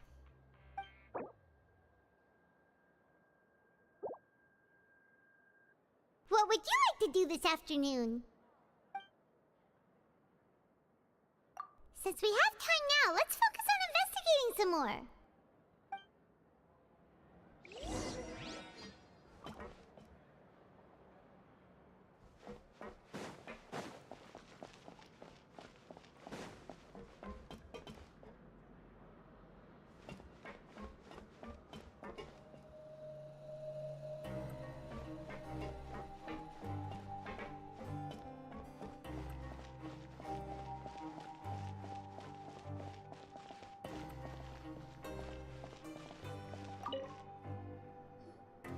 Oh, hello. You two are the ones who were with His Grace. No need to be so nervous. Sorry, I couldn't help but think of His Grace once I saw you, and I...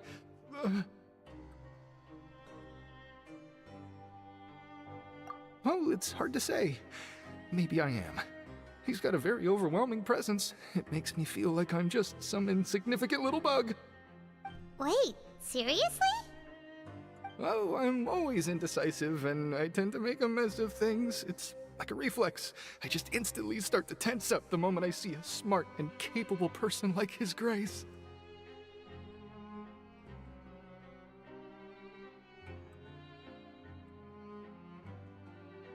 What? Please, don't say anything like that out loud. How could you possibly think something like that?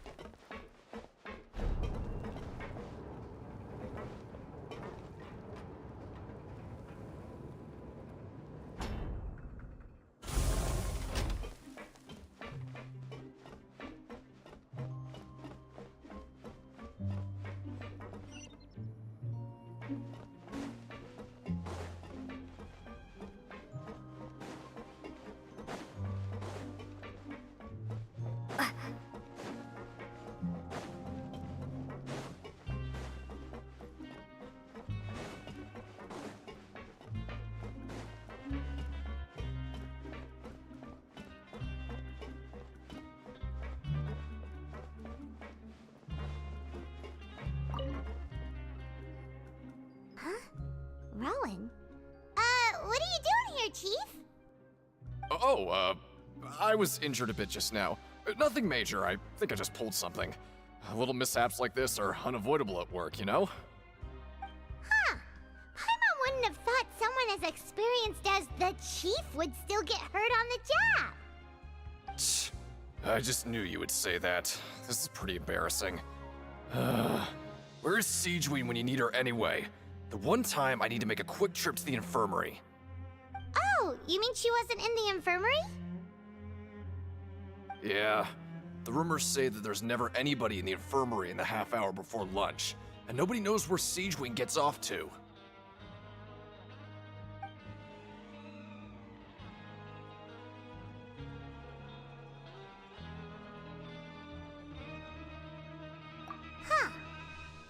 actually really strange. Cedrine's always super dedicated to her work. Where else would she possibly go? Forget it. I can take care of a small sprain like this on my own anyway. No need to trouble her.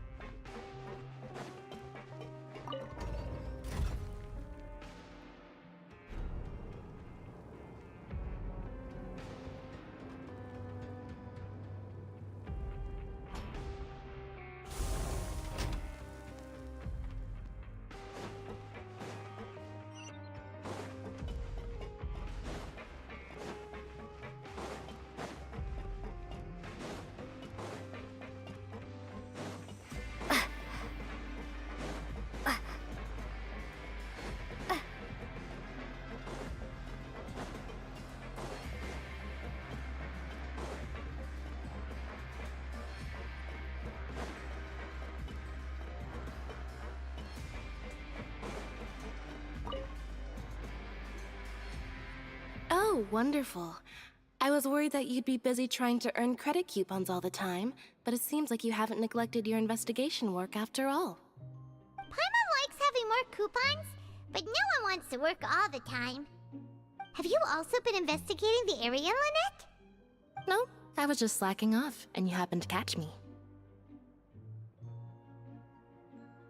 My brother is still obsessed with anything remotely related to the Forbidden Zone. But knowing him, it won't be long before we get more leads. Oh, before I forget, this is for you. Huh? Credit coupons? Why are you giving us these? I've been here longer than you, so credit coupons aren't a resource in particularly short supply. What is in short supply are interesting people to talk with. Aw, that's so nice of you, Lynette. We'll be sure to make good use of these coupons then. Thanks a bunch!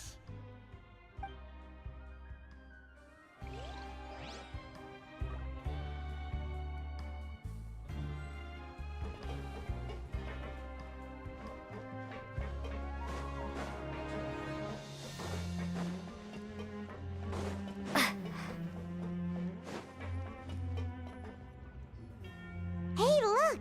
There's something here! Looks like a research notebook. That suspicious guy peeking into the infirmary just now.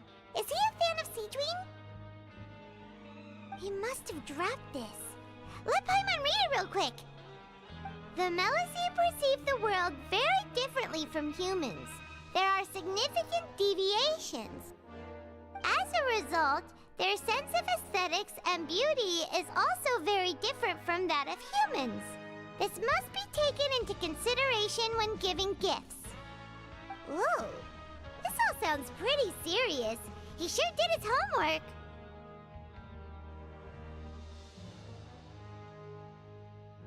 And as for the notebook, let's take it.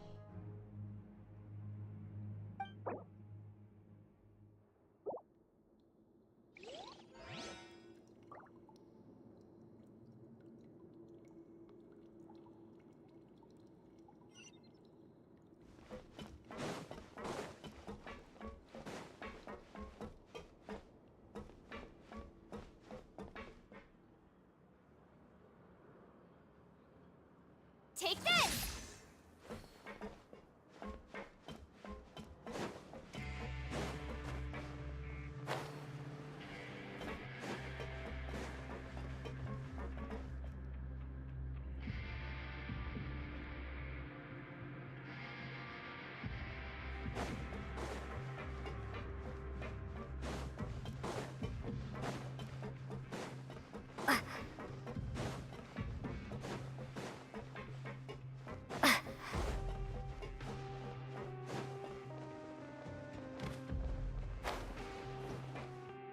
Let's dance.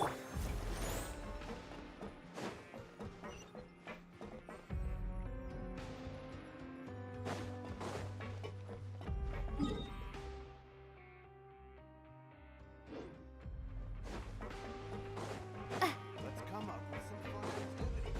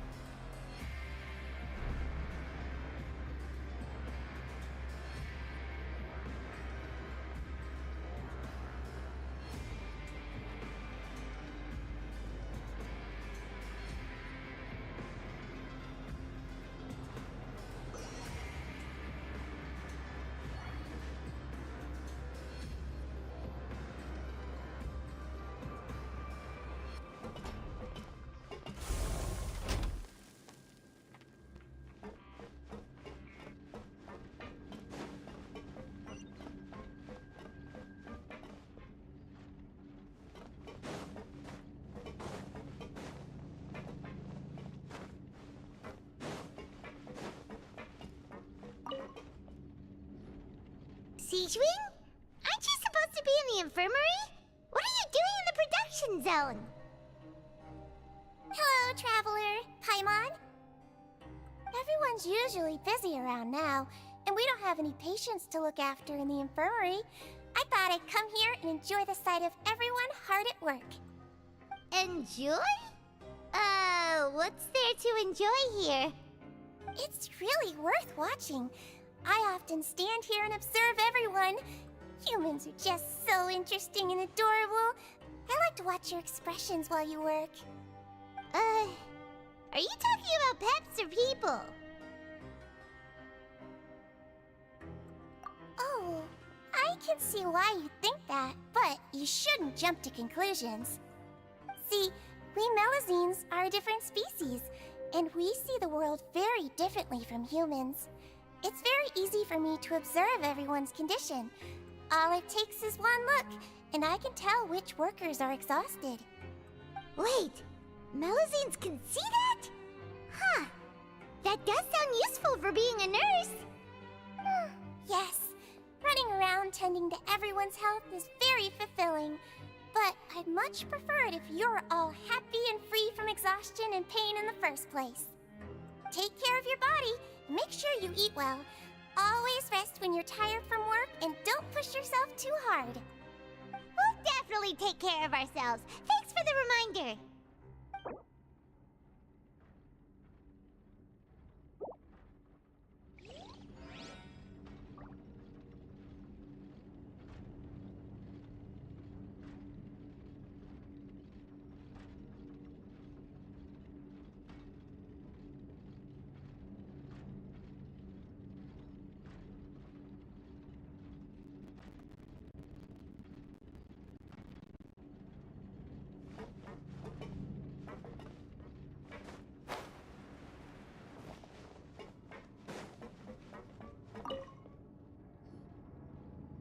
Hey!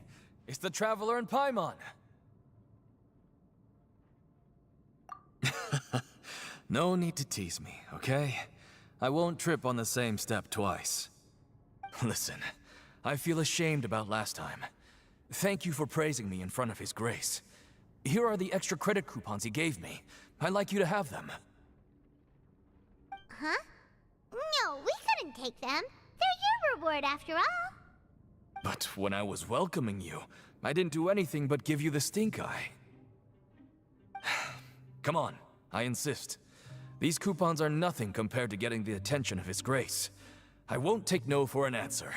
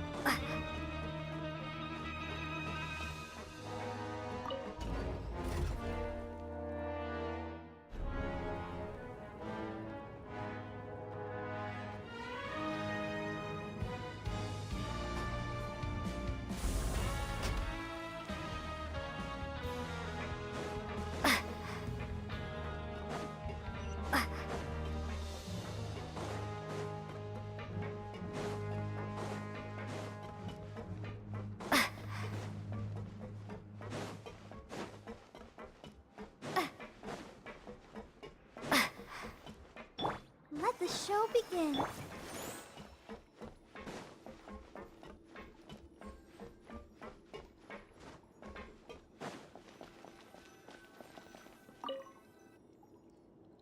Oh, you want to stop investigating and go rest?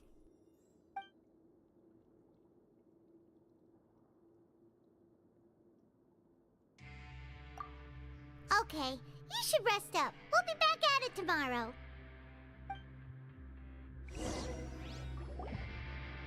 So after working a few days straight, we got some strange meat in our lunch.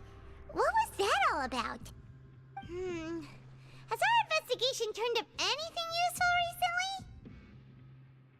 Really? Then it looks like that part of the investigation has hit a dead end. Well, we'll keep searching for more clues tomorrow. Good night, Traveler.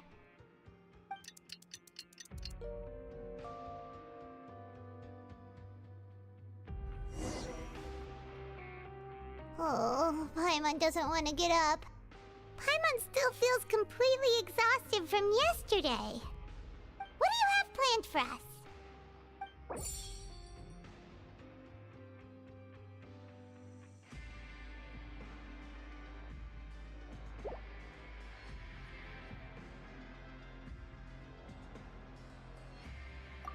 After working here so long, we're really starting to get the hang of it. But doing the same thing all the time can get old pretty quickly. How are you holding up?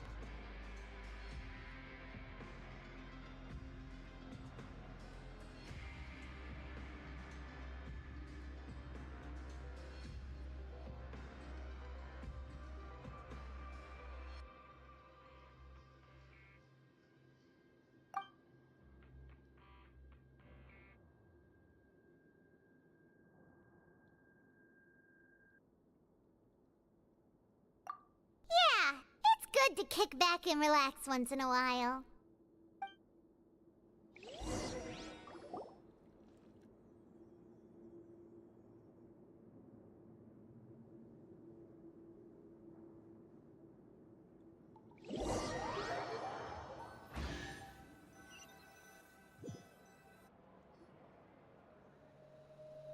Oh, just a regular meal set. Guess Paimon shouldn't get her hopes up.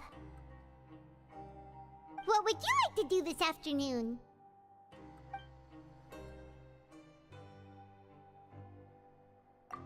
Maybe we'll be able to find some leads there.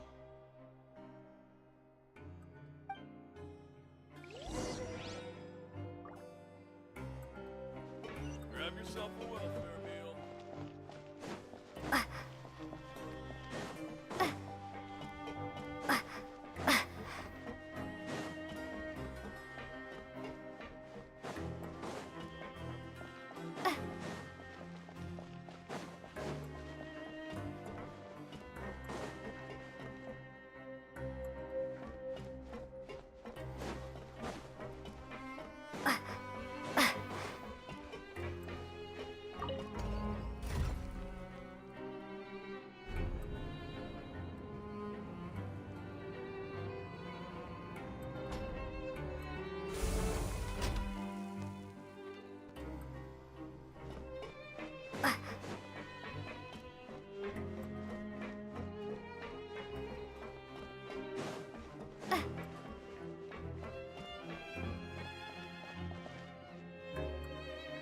Oh, you must be the Traveler, huh?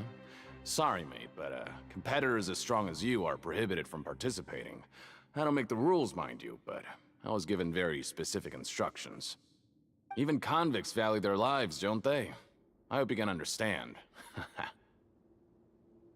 But we have a game here that'll let you show off your strength, and you'll even earn some credit coupons in the process. What do you think? Interested? And if we lose the game, will it cost us credit coupons? Of course. That's the cruel reality facing every competitor in a place like the Pancration Ring.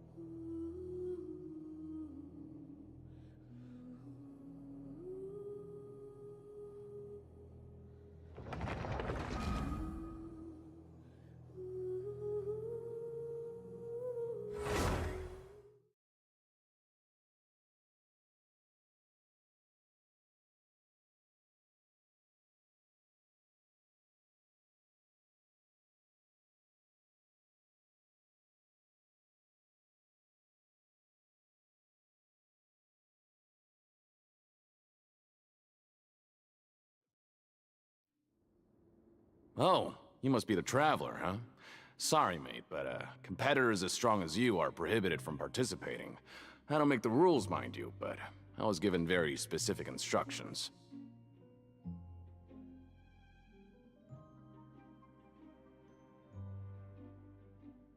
Even convicts value their lives, don't they? I hope you can understand. But we have a game here that'll let you show off your strength, and you'll even earn some credit coupons in the process. What do you think? Interested? And if we lose the game, will it cost us credit coupons? Of course. That's the cruel reality facing every competitor in a place like the Pancration Ring. Okay, great. Let me walk you through the rules. The targets in front of you will pop up one after another. You'll need to hit the targets in the same order that they popped up. If you can complete a few rounds in a row with no mistakes, then you'll win credit coupons. But the second you mess up the order, you'll lose. Game over. The game costs 300 credit coupons to have a go. So, you up for it? Thanks for your patronage, mate. Now, let the game begin.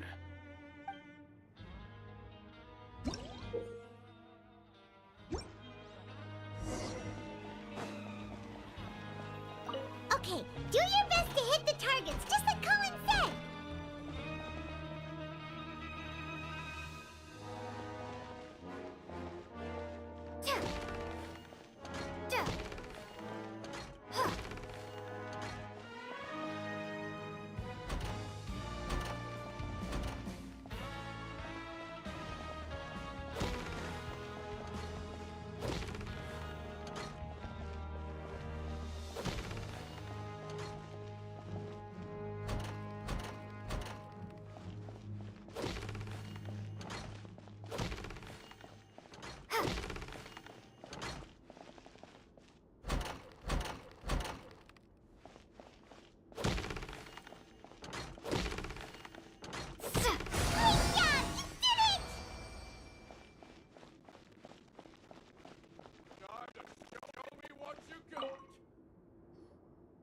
Your strength really shouldn't be underestimated. Now I get why you're prohibited from participating in any official fights. Nobody who values their life would be willing to get in the ring with you.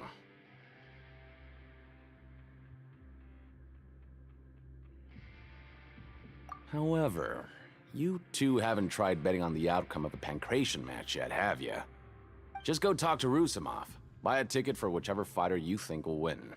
There's a big payout if the fighter you support comes out on top. But we don't know anything about the fighters. How can we possibly know who to support? That's normal. Just watch a few matches and get a feel for the fighters. It won't be long before you can pick winners in your sleep. He's got a point. Why don't we give it a try? If we have enough coupons, we could probably bet at random until we figure everything out. Bet at random, huh? Well, how should I put it? It's not like you can't do that, but I'd advise you to give it some more thought first. Huh? We shouldn't get too carried away. What's the problem?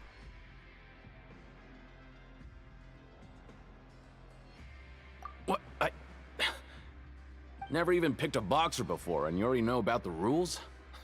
You're not just strong fighters. Seems you're pretty perceptive, too.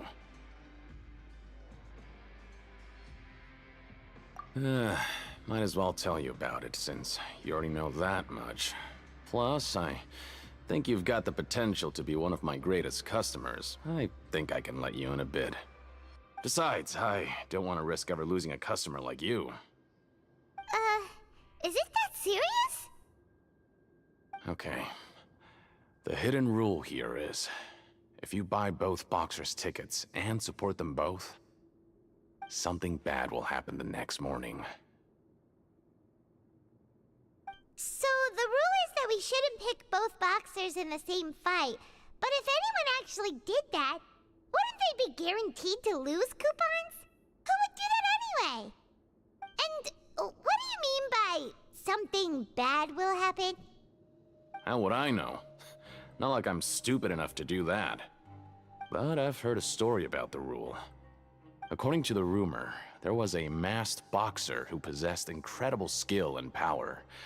None of his opponents even stood a chance against him.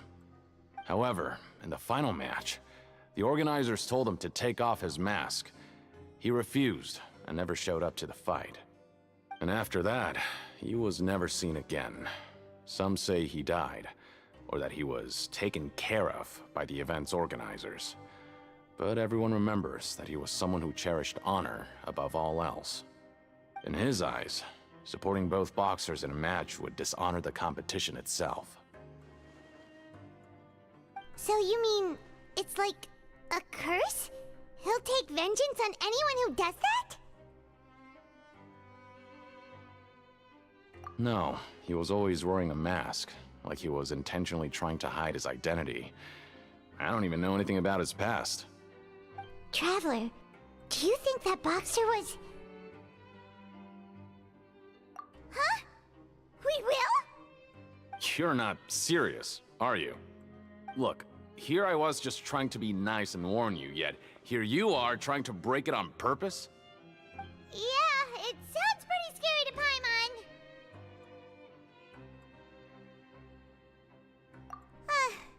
Seems you've made up your mind. Just be sure to protect Paimon, okay? Betting on both fighters will set you back about 3,000 credit coupons. If you have enough, then go ahead and give it a try.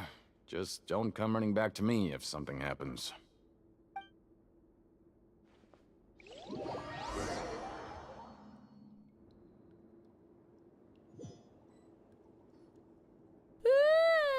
We woke up so early today that Paimon's been nodding off all afternoon.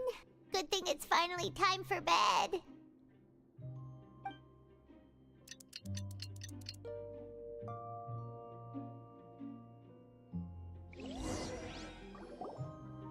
Oh, Paimon doesn't want to get up. Paimon still feels completely exhausted from yesterday. What do you have planned for us?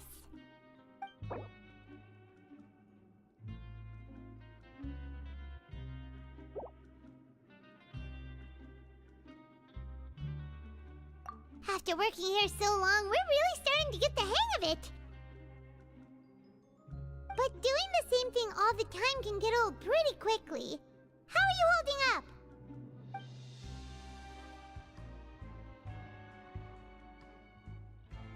Yeah, it's good to kick back and relax once in a while.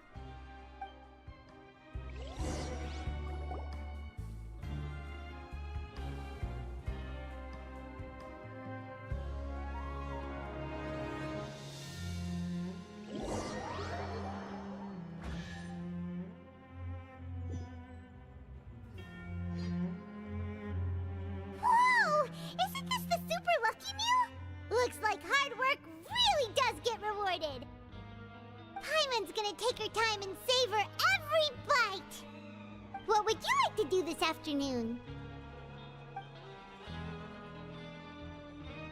Knowing Child, he must have been there all the time.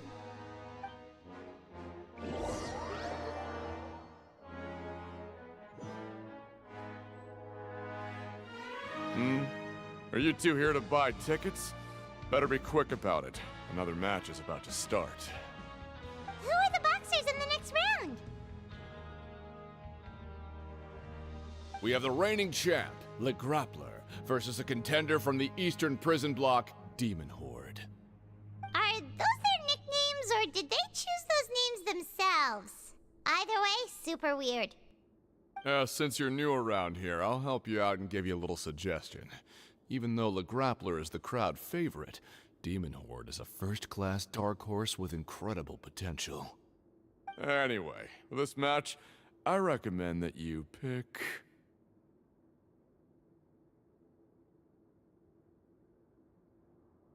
Huh?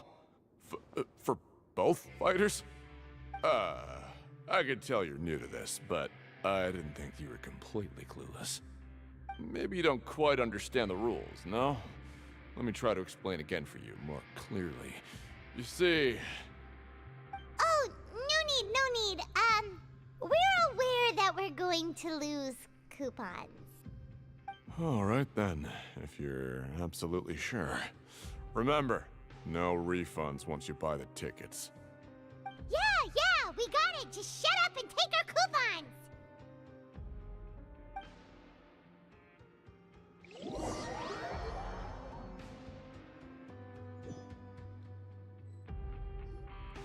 Aw, looks like we won't get a chance to sleep in as long as we're here. Let's get to bed early.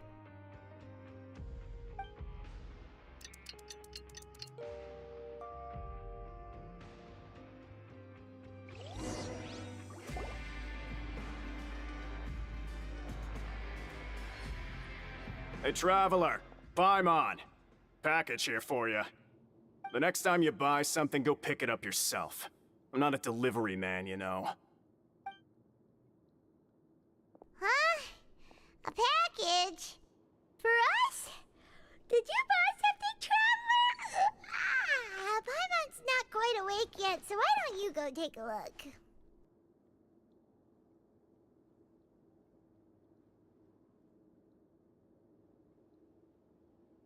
Ah, right! Yesterday we broke the hidden rule and bought tickets for both boxers. Oh, maybe this package is the bad thing that Colin said would happen. Paimon suddenly feels wide awake. Wait, maybe let Paimon go hide somewhere first. Just call Paimon after you opened it. Hey, wait! Paimon's still here! Don't open it! Ah!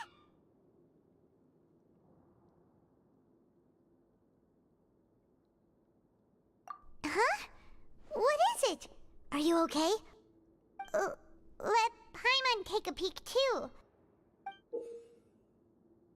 Oh, it's just a small bottle. But the color of the liquid inside looks so wrong. Almost like... Alright, that's enough of that. No need to say it out loud. Paimon already knows what you're trying to say.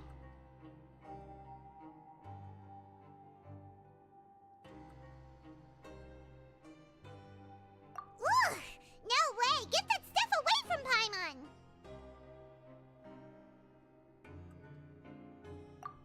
Paimon thinks we shouldn't open the bottle until we figured out what's going on. Just trust Paimon on this one, okay?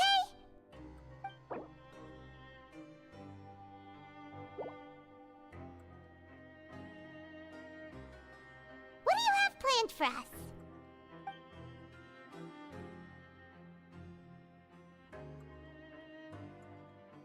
Though it feels nice to slack off a little, less work means less coupons. Let's make the most of our morning.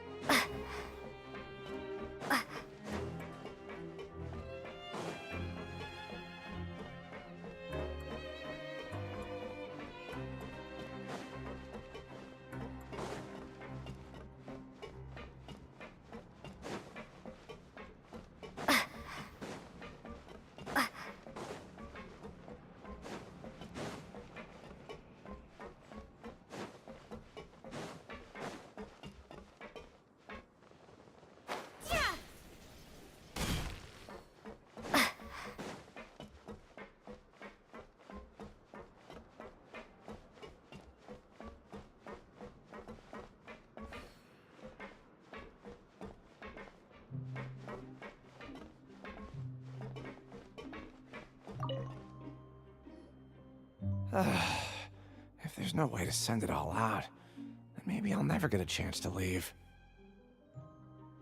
Who are you? We've never seen you before, and you don't look like a fellow convict. I'm not! Of course I'm not. Please, don't mistake me for a criminal. I'm a good, law-abiding citizen. Then what are you doing here? You sure seem anxious about something. I'm a promoter for Fontico, and I'm usually responsible for promoting our drink products.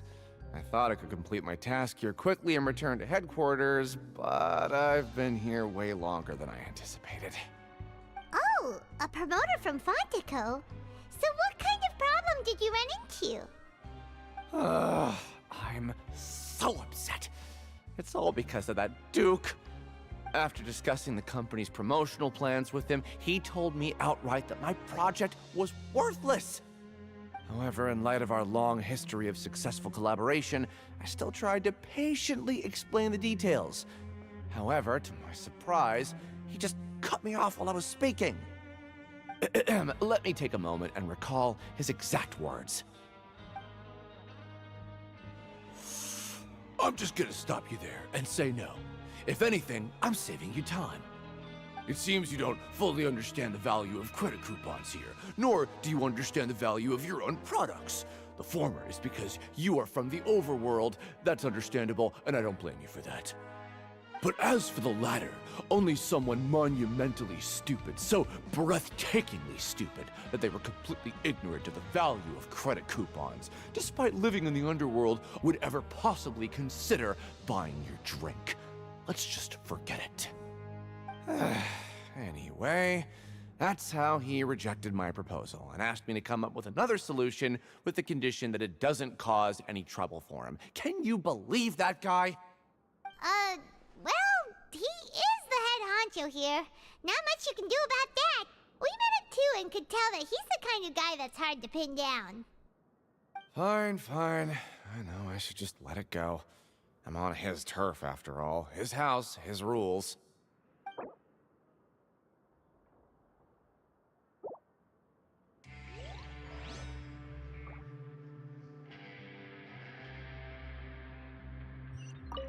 I just don't want to be stuck here forever.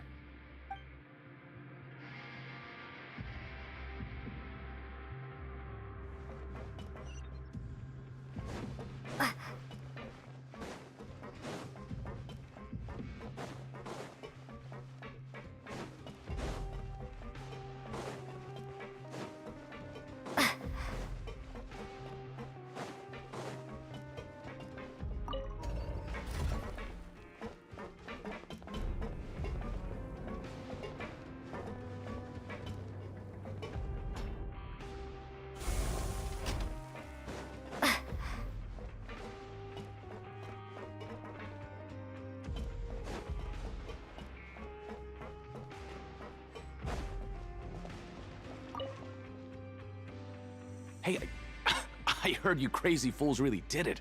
You bought tickets to support both fighters, didn't ya? Well, did anything happen? Well, the next day we received a mysterious package, but we still haven't made any sense of the contents. So it is real. You didn't become cursed or anything like that, did ya? Are you both still okay? Wait. Are you sure that it's still you controlling your bodies right now? Paimon's not sure. What do you think, Traveler? Is Paimon still Paimon?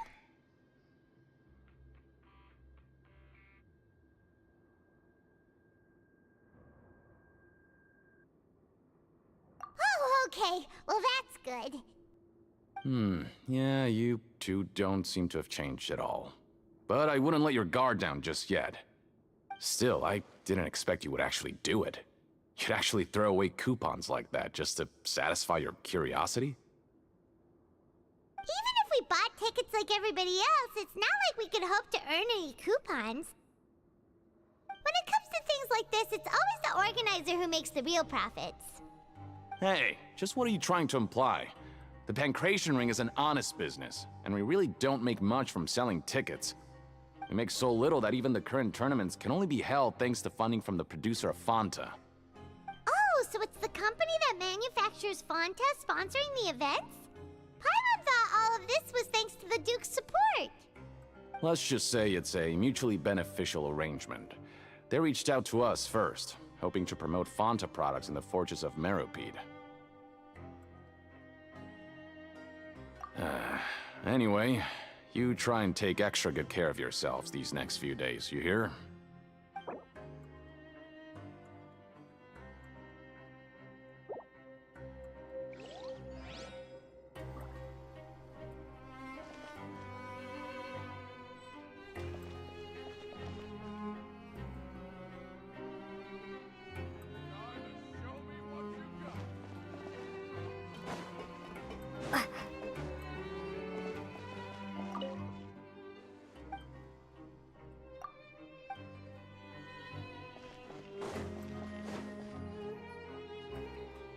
Hey, what are these papers scattered all over the ground?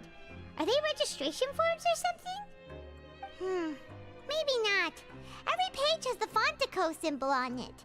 Maybe it's some flyers from the company. Okay. But if someone catches us, they could accuse us of trying to steal the company's secrets, couldn't they? Oh, you're right. Guess there's nothing to worry about then. Let Paimon have a look here. Without assistance from the Fontaine Research Institute, development of the new product has been slow, and some researchers on the project have voiced concerns. We have no choice but to let the new product undergo the first phase of promotional trials without a designated name or packaging. We will adjust the direction of future development according to feedback. We have decided to only conduct closed, small-scale trials for the time being. Sure doesn't seem like anything unusual. The company is just trying to develop some new products besides Fanta. But it sounds like things aren't going well at all. Let's put these papers back where we found them and make it look like nobody went through them. Okay, good.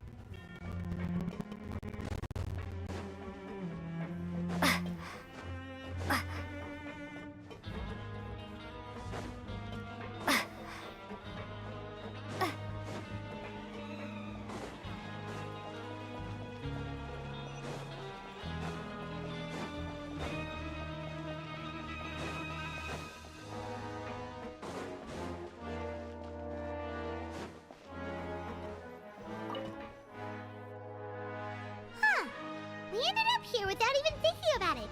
Wanna grab something to eat?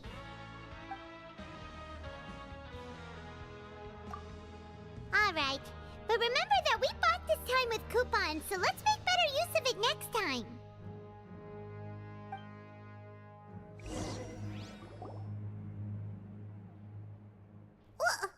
What is this garbage?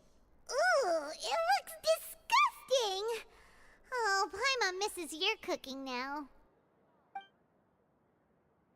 What would you like to do this afternoon?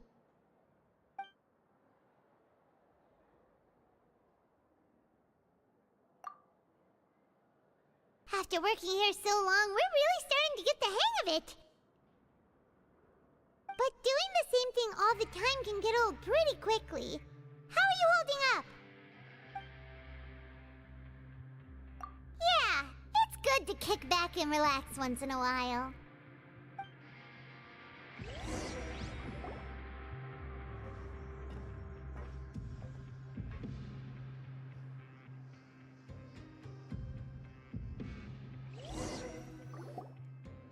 A mysterious box? A bottle of crimson liquid? Paimon still doesn't know what to make of it. Do you have any ideas, Traveler? Really? Then it looks like that part of the investigation led us nowhere. Well, maybe we'll have better luck tomorrow. Good night, Traveler.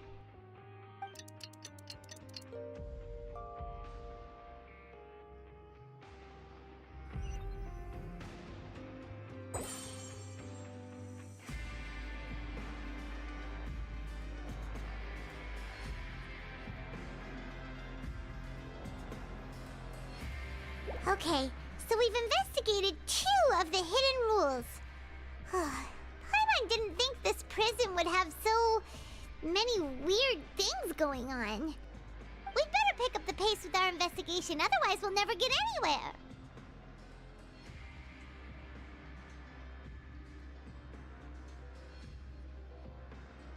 Yeah, let's skip work for now and put our time to good use.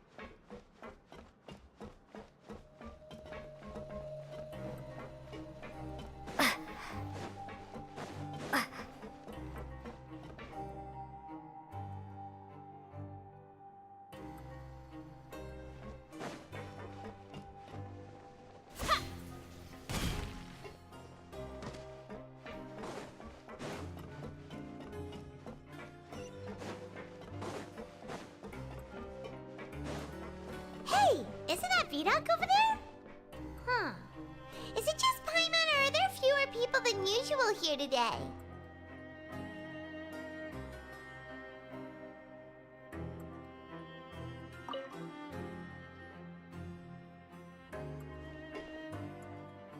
Ah, seeing you at this time must mean you've already saved up a lot of credit coupons. Or at least enough to skip work. Seems you're getting into the swing of things around here.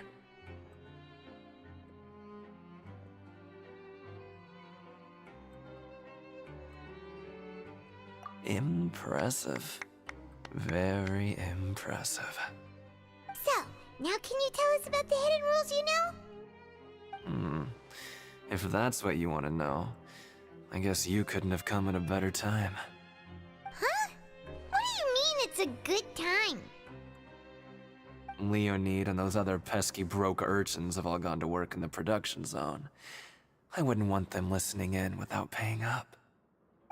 We get it! Just tell us already!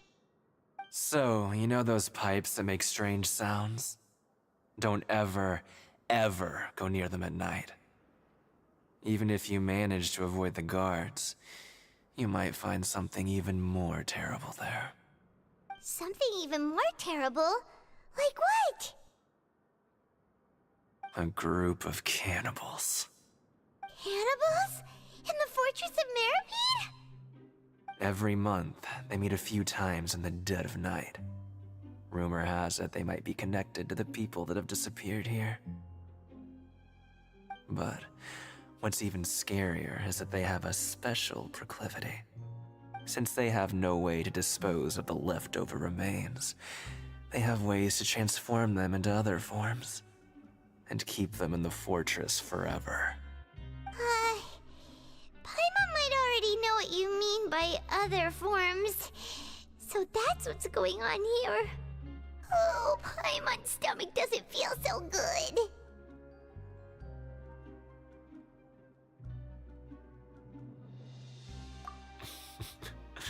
You two look pretty skeptical. No matter, learning the truth behind dark secrets isn't necessarily a good thing. I've got things to do too. I suggest you just act like I never told you anything.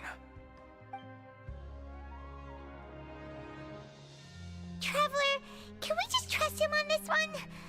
Oh, Paimon doesn't want her blood and flesh entombed here for all eternity?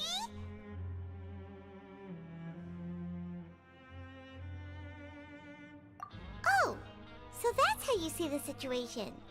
Huh. You know, Paimon does feel a little better about it now.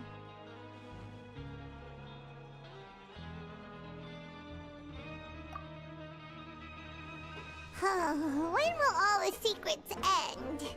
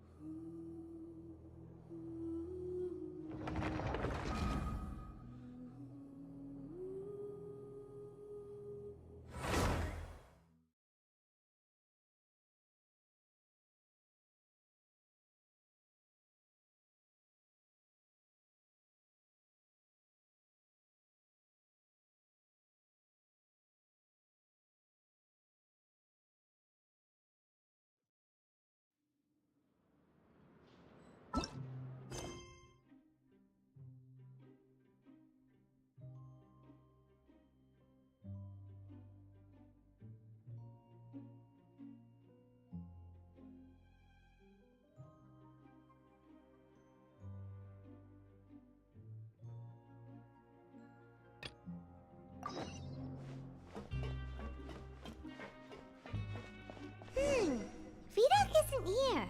But the guys who went to work in the morning are back. Let's go ask them!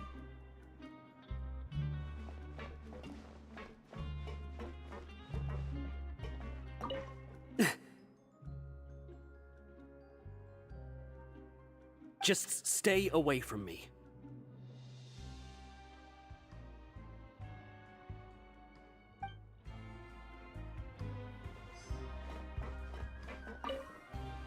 What? What are you saying? You shouldn't go around saying stuff like that.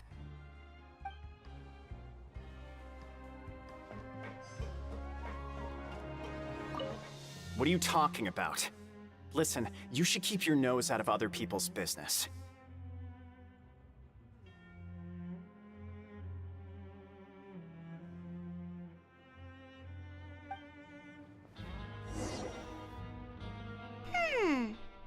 attitude sure is suspicious.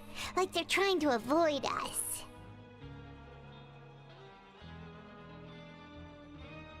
But if they're being so obvious about acting weirdly, do you think they might just be trying to lure us in?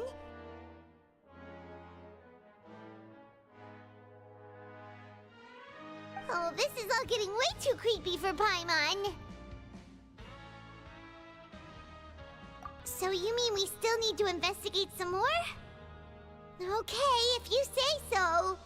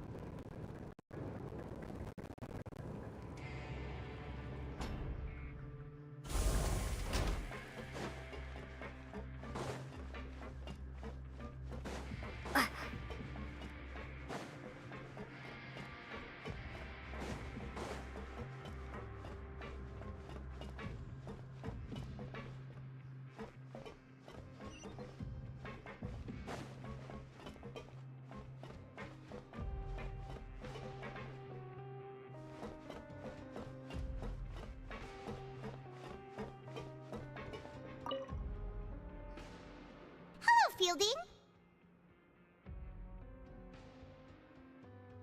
What do you want? Criminals like you ought to be working right now. Catch my drift. We just want to ask you a simple question. Have you ever discovered anything odd during your nighttime patrols? Why are you asking about something like that? Whatever happens at night isn't your concern. All you need to worry about is getting enough sleep. Well...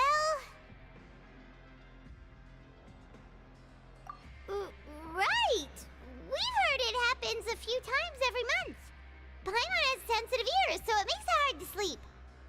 Really? I see. But it's not like I'm on duty every night. And now that you mention it, I recall my colleagues talking about something like that before. They say that strange things tend to happen at night on pipe cleaning days. Lots of us don't willingly take those shifts. So, what happens at night on pipe cleaning days? They just conduct regular cleaning of the fortress's drainage facilities. There are 3 pipe cleaning days per month, and it just so happens that today is one of the scheduled days.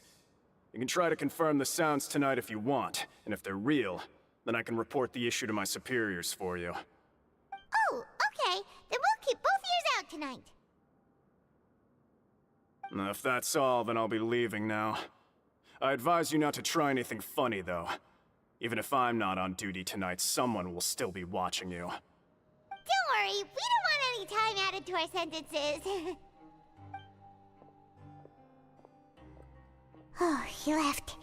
So what do you think about the pipe cleaning days he mentioned?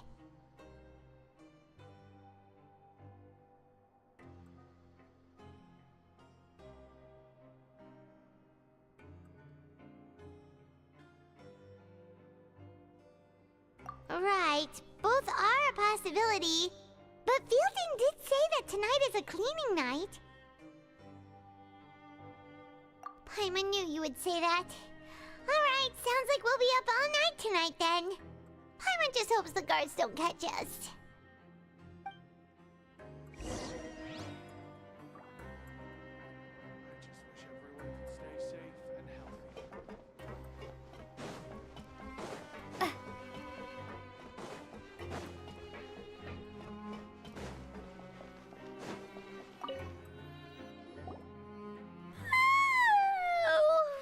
I'm so tired.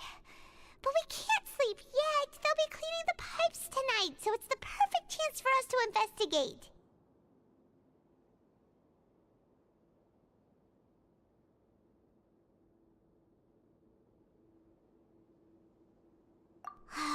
Whatever. Just be sure to wake Paimon if she dozes off. Paimon's worried something might happen if you go alone. Huh?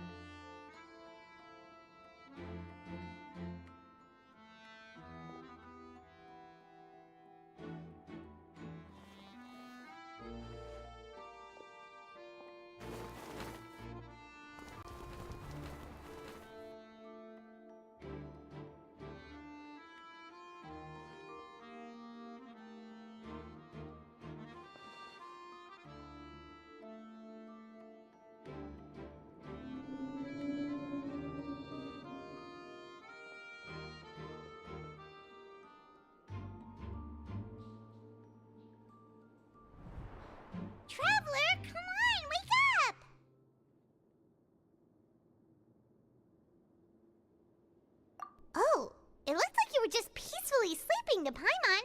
Well, what did you see this time? Really? So we're finally starting to figure out what actually happened! But what about the cannibals? How do you explain them? Okay, well it's about time for us to get moving. Just be careful to avoid the patrolling guards.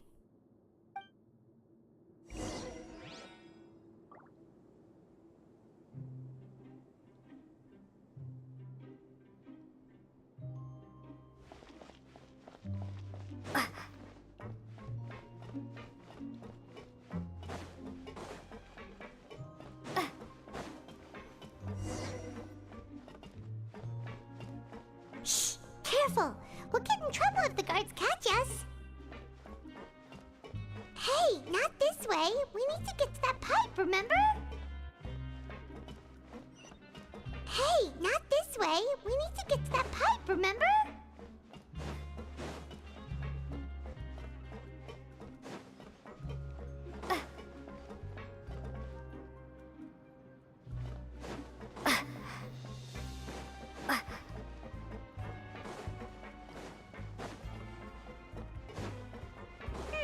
This should be the place.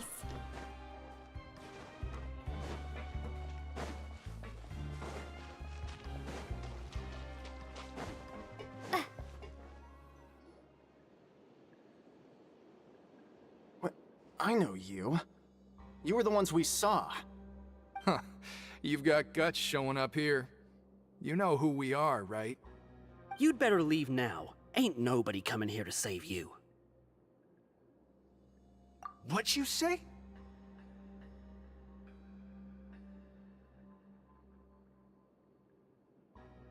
Yeah, so what if they were?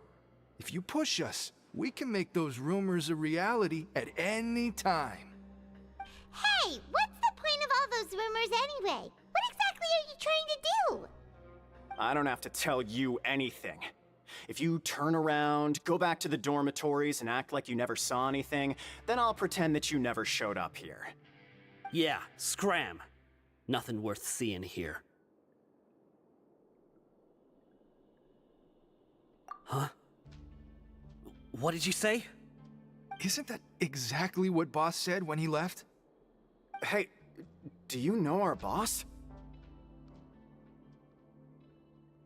Whoa. We had no idea our boss was such a big deal. He always kept his identity a secret. So, did he have you come here to find us? Oh, so you're Child's crew here? Seems like he had no problem fitting in. We're the only ones who heard him say those words when he left that night. So unless he somehow told you those exact same words after that... All right. I guess that's proof enough for me. I believe you. Wow, those dreams of yours sure come in handy. We gave him the business for a while, and would always give him a hard time when he first came to the fortress of Maripede. But here in the fortress, the strong will always earn respect. He was working the longest hours and racking up wins in the Pancration Ring. You could always see how amazing he was, even when he was teaching us a lesson. So eventually, we all decided to follow him. But one day, he suddenly told us that he had to find a way to escape this place, no matter the cost. He said it was because he heard that call again. And as his crew, if the boss wants something, then it's our job to get it done. So, we got to work, and used the hidden rules that were here to make up and spread the rumor about the cannibal rule. We just wanted to give him a better chance of escaping on a night after the pipes had been cleaned. Oh, thanks to your rumor, nobody would want to come anywhere near here, prisoner or guard. Wow, it sure is easy to exploit people's fear of the unknown. But hasn't Child already escaped? Why are you all still coming here after pipe cleaning day? Because as far as we know, the pipe he went into isn't actually an exit. It should be a dead end. It leads to an abandoned factory area, and even if there were a way to escape from there into the sea, we're still way too deep. No one could ever reach the surface alive. But Boss still insisted on going in. It's like he was obsessed about it. So we told him that we'd pretend as if he never existed while he was gone. And that if he wanted to come back, he should wait for nighttime on a pipe cleaning day. That way, we could meet him here and help cover the whole thing up. So you come and wait here through the night a few times a month just because of that promise? Yeah, but it's been so long now. We already know in our hearts that he must have managed to escape somehow. Is it also possible that something unfortunate happened to him? Nothing could ever defeat Boss or slow him down. It's one thing we know for sure. Okay. Paimon was just brainstorming possibilities. All right. Keep quiet and follow us.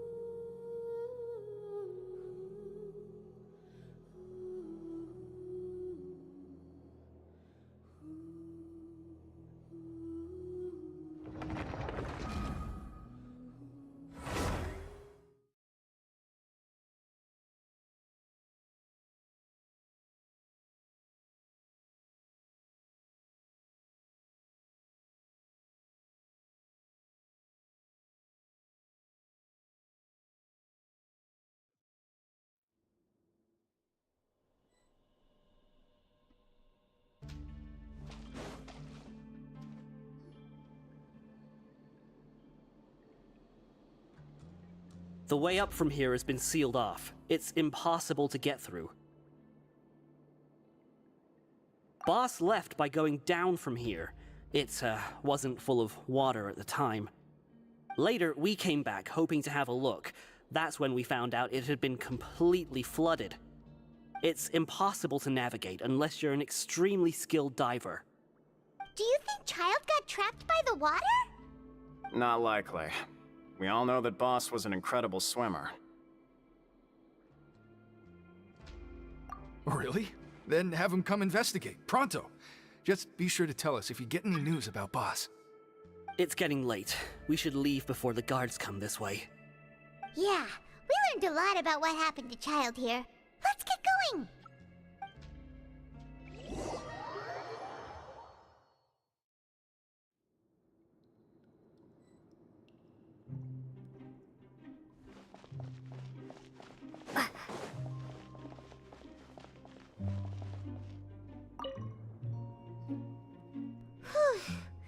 We finally learned some key information. Seems all of our investigative work has finally started to pay off. When you said you knew a diver, you were talking about Fremine, right? If we ask Linny, he'll definitely have Fremine help us. Ugh. Why is Child like this? What was he doing going into the pipes? Not making our jobs easier, that's for sure. Fortunately, though, it seems like it's only a matter of time now before we find out what really happened. Now that we can finally relax, I'm starting to feel super sleepy. Let's try to get some rest while we still can. Nighty-night, traveler!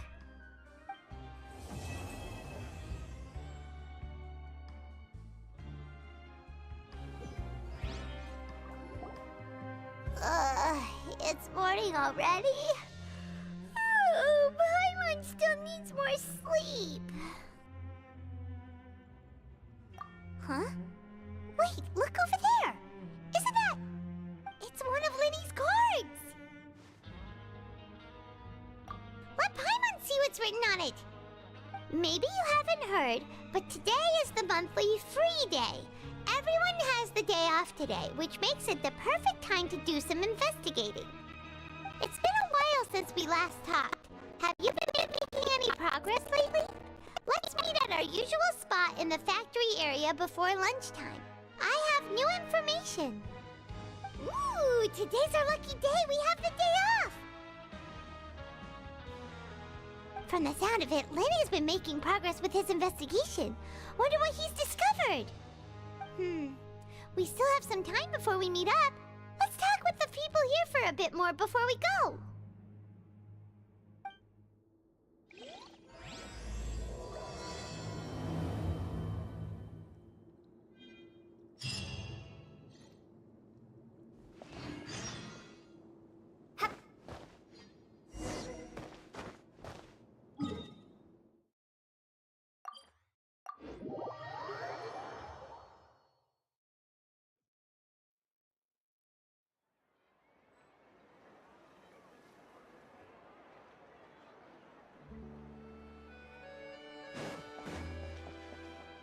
Add Astro.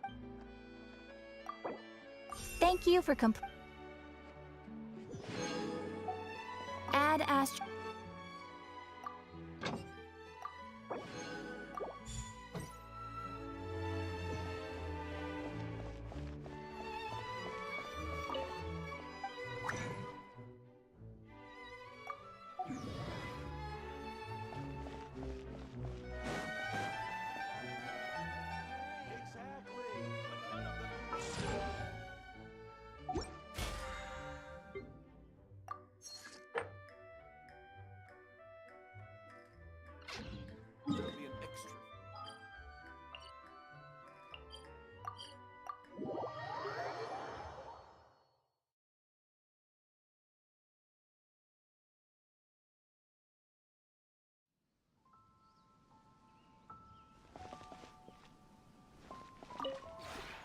This realm is...